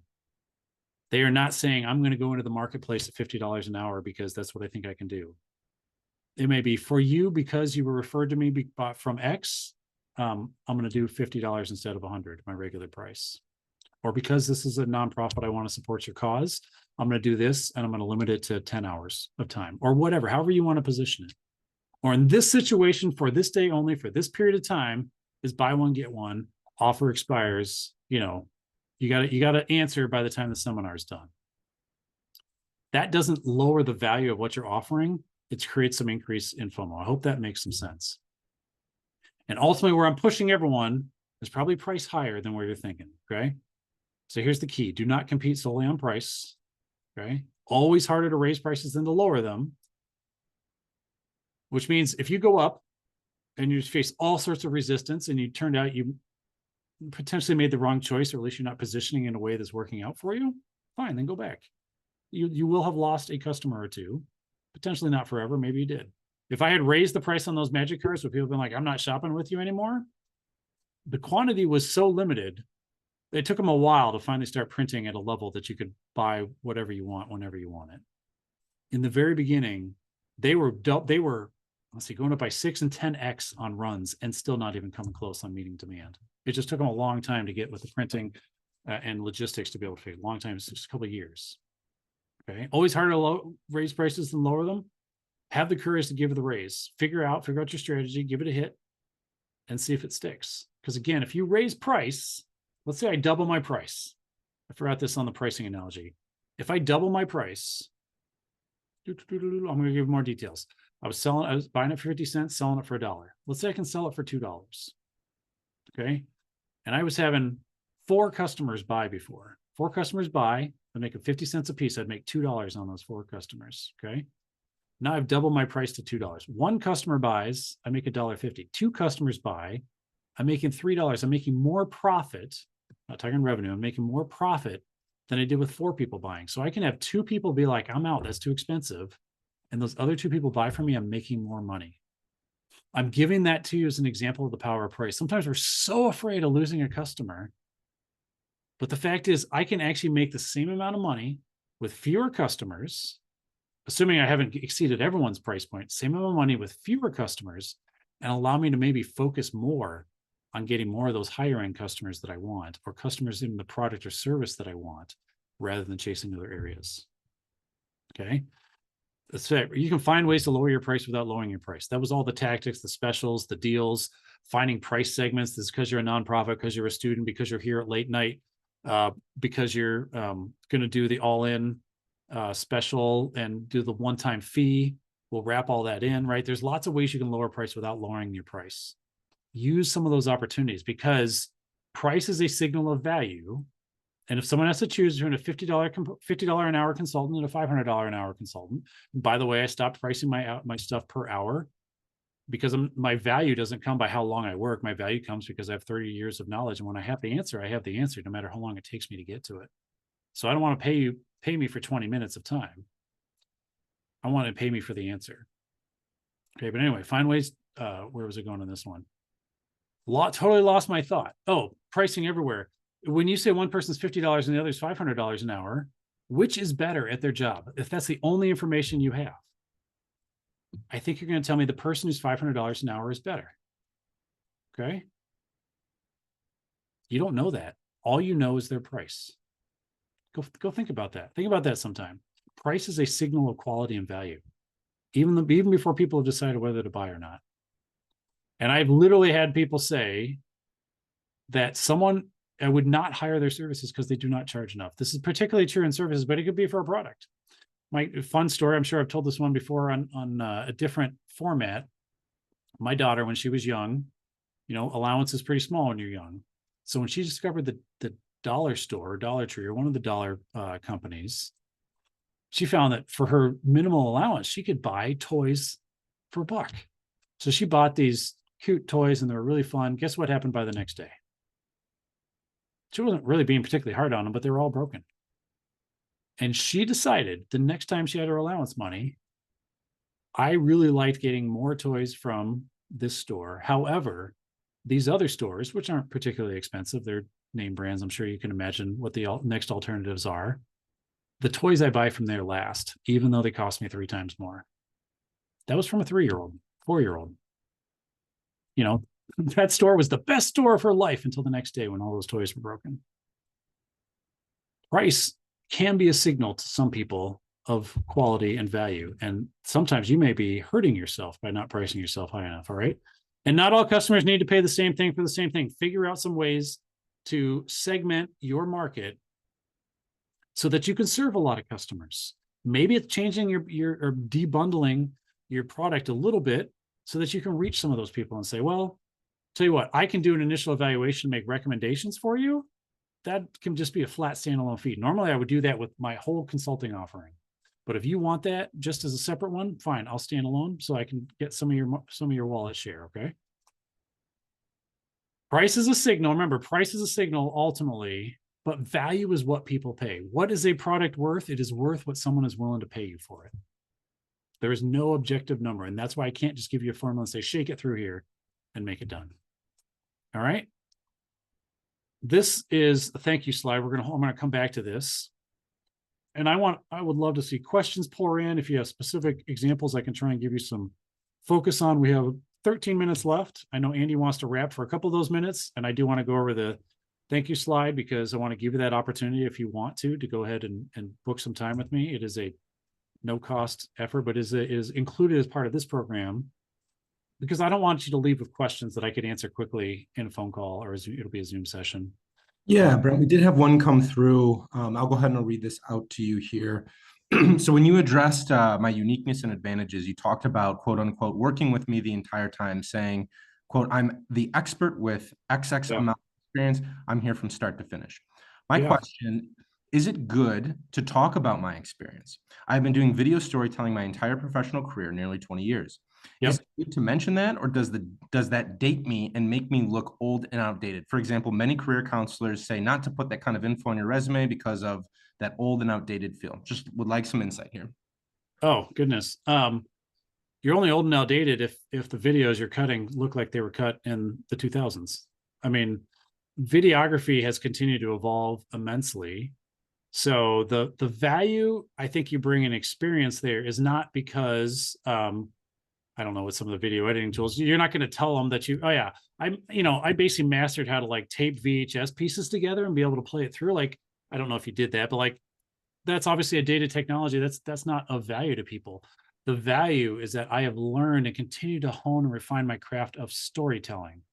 That's what we're doing with videography. I'm telling your story forward in a way that you can't do with words, that you can't do with even a picture. Because we're going to do moving pictures and set it's sound and the music and the background and the cut scenes and the B-roll and all the things that you're going to do that's amazing. My experience has given me, I have told, that's why I tell you, I've worked with 1,000 different entrepreneurs. Brent, you're a business coach. What does that mean? Well, I've worked with 1,000 different entrepreneurs. Is that any good? I don't know. Why don't you go check my Google reviews? I've got a whole bunch of them and people love me. Those are all validating points to be like, how do I determine the value of your service when you haven't performed it for me? So I have to provide other anchor points for you to know how good I am. And part of it, I think, is the time in industry. I don't agree with career counselors on that. I've heard people like, don't talk about your age. There's ageism. There's whatever.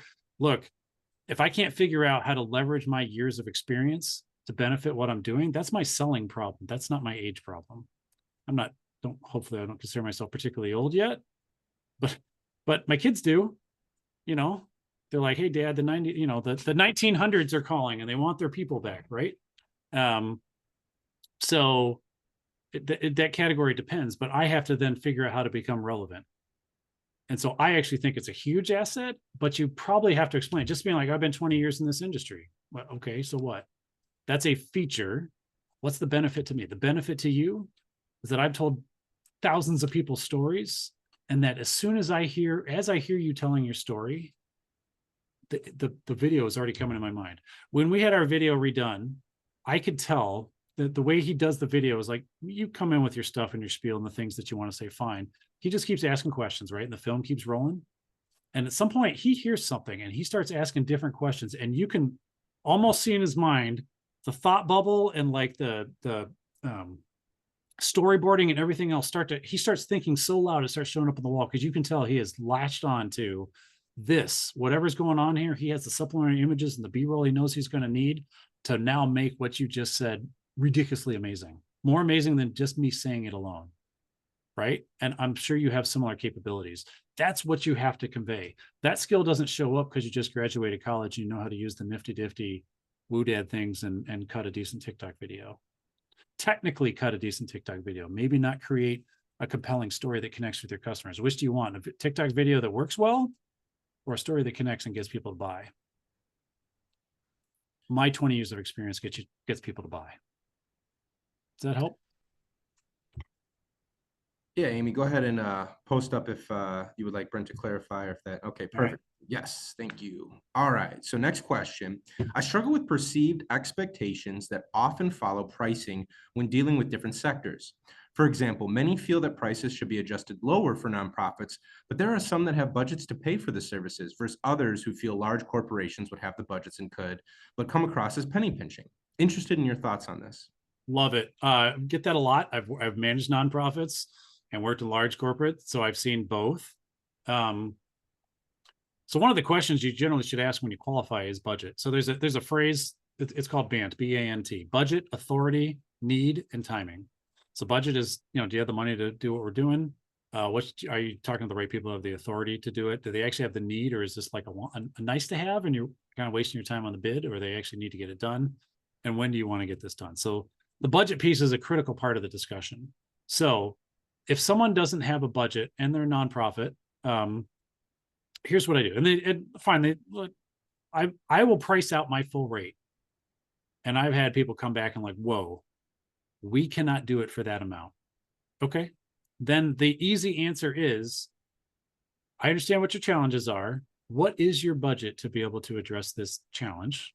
And how, ideally I've quantified it for them, or maybe they've been good enough to already quantify it for themselves numerically, like dollar-wise, outcome-wise. What's it worth to you? And then I will design a custom bundle that will meet their needs. But I will be taking some of my services out of there. I will have to limit some of my services. Now, internally in my own mind, the way I do my own math, could I be discounting some of my services because I still want them to have, I know in order for them to get that ultimate outcome, they're going to have to get something? Yes. I'll have to consider what to get from that. Additionally, nonprofits. Here's what I love from nonprofits. Normally, this would have to be $2,500, $5,000, whatever, you name it. Normally it'd be $2,500. I understand your budget's $1,000. I understand what your outcomes are going to be.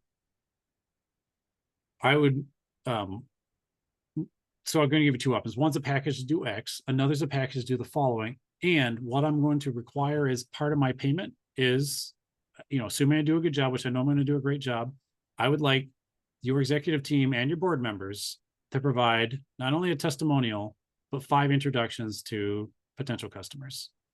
And if I'm doing a really good job, I'm going to research who their board is. I'm going to find out who they're connected to, and be like, man, I happen to know that board member probably does a whole lot of work with this company, and I would love to get into a corporate training for this company. So I'll go talk to your board member. The discount is, I was kind of asking Andy the same thing. There's no cost to attend, but it costs them something. So I'm going to reduce price maybe, but I'm going to get something else of value. Is it a testimonial? Is it a introduction? And I'm going to craft the introduction and they can send it. Yeah, they're going to make sure it's okay with their own words, but it's not just like Brent meet Andy, Andy meet Brent, right? So that's some ways you can get it. And on the corporate, if they're penny pinching, you know your value. If you have identified this is a $12,000 problem, or if it's a bigger company, it's a $120,000 program, and I've given you a $30,000 proposal and you're not in, you may re-ask some challenge questions. I totally get it. I'm just sort of curious, what is your alternative that you're going to do in order to tackle that $120,000 problem annually? So it doesn't just cost you once, it costs you every year. Because you told me you had a big problem. The wheels were falling off the bus. We had this huge discussion. No one can understand your website. You're losing customers left and right. Your bounce rate is enormous. No one ever clicks through. And like the people you do book aren't your target customer. So it sounds like we're all good here, and you don't need anything that we're offering, because I thought there was a problem. It is okay a little bit to kind of ask a big, bold question and revalidate to the point of like, because if there's actually a challenge and you haven't specified it, let me know. And there may come an aha, and there may come a just like, it turns out my buying authority doesn't exceed 25,000. When you price it at 30, I can't click yes. Okay, well, that was an authority issue. My fault for not getting that sorted. And like, if that's really the hitch, I'll actually figure out how to redo the proposal at 25. I will remove something from it. It may just be enough so I can demonstrate that they're different. I've had deals fall apart literally on like, actually my limit was this. So I've got to ask, What's your buying authority on here? Is there a grant? Is there a governmental rule that's going to keep you from, oh, if I do it over this amount, it has to be an RFP and we got to do a bid process and all that. And I don't want to do that. Cool. Tell me what the number is. And I'm $1 under the number, but I'm going to customize my offering so that I'm not giving you the whole $20,000 offering for the $5,000 limit. Do we have any more, Andy? I got No time questions at this time, but go ahead and get those questions in either in the chat Q&A. Want to make sure that we get your questions answered while we have the time today. Love it. So here we go. We're at 3 minutes. I want to respect everyone's time, and I really appreciate everyone staying with us. The questions have been great. The sharing's been great. I hope you've really valued our time. This is to schedule a coaching discovery call. If you're interested, it's bit.ly/coach with Brent, capital B. Okay. Schedule some time. I'd love to do that. Offer everyone one for free. Take us up on that if you're interested. Do connect with me on LinkedIn. LinkedIn's actually really simplified their newsletter. So if you want to stay connected on things we have going on, and then we post a lot of insights. You actually downloaded the workbook off of our insights webpage. We put a lot of information up there, other workbooks, other just articles, things that people want to know. Do go ahead and check that out as well. And that's what I got there. I'm going to drop in the chat too, if I may. Part of the thing, and we mentioned the Google reviews, we do ask people for Google reviews. Folks do find us on Google. And if you felt like we deserve a 5-star review, I'd be honored if you'd be willing to give that. And I will post that in the chat as well. And with that, that's what I have. I want to open it up for any other feedback and or give Andy the opportunity to close us out here. Absolutely. Oh, okay. So Amy had a question. Scan the QR code, but didn't see the link to coaching discovery. That is classic. My fault. Probably the QR code died. Did it take you to anything, or was it just a bad link? Let me get a moment. Amy, I don't know if you want to come off mute and chat a Oh, little sorry. bit. You know what? I'm gonna share my screen again. Do me a favor. Use the bit.ly link. If the QR code is not working, that's something that I will fix. Let me bring the QR code up again. I forgot that that's the reason I was sharing the slide. Here we go. Because the bit.ly is super short. bit.ly bit.ly/coach with Brent. Make sure you use the capital B. And you know, as people are navigating to that screen and maybe typing their last questions, as we go ahead and close out here, Brent, you know, I know you've been to the DreamBank stage a handful of times at this point, and I know that you're familiar that we are a community that is built up of fellow fearless dreamers. And we always like to ask our presenters, what's one piece of advice you have for someone who's actively pursuing a dream? Pursue it even though you're afraid. Fear is always going to be there. And someone would argue the fact there was one quote that I read that was basically like, if in every particular conversation you're not asking one question which doesn't terrify the snot out of you, you're not working hard enough. You know, if we don't chase it, it's not going to be there. So you gotta go ahead and figure out how to face the fear, overcome the fear, or just decide to do it despite the fear. I love it. I love it. It looks like that's all the questions that have come in. So we will go ahead and wrap things up. Just a reminder, I see 12:30 on the dot, so you should be receiving a link to that survey, which really, we would really appreciate you taking just a couple minutes to complete. It really helps tailor the content that we put out for you all. So much appreciated there. But with that being said, we will go ahead and cap things there, and we will see you all next time. If you can give us just a moment, Andy. Oh, sure. Sorry. Yeah. I know I ruined your recording there. I did just drop my Google link. If you have a moment and are willing to do that, if we could just stay open for another 10 seconds to give people a chance to select on that. I'm honored. I just want to say I'm honored to be able to teach this every time. And any feedback you can give, different topics, other ideas, ways your businesses can be helpful. That's something I know Andy and the team do an amazing job making sure that they are out there, not just looking for me, looking for all sorts of professionals to help you do an amazing job. So thank you very much for your time. And keep an eye out in your inbox for the recording too. I'll be sure to share that out here as soon as I'm able to. So take care, folks, and have a great rest of your day.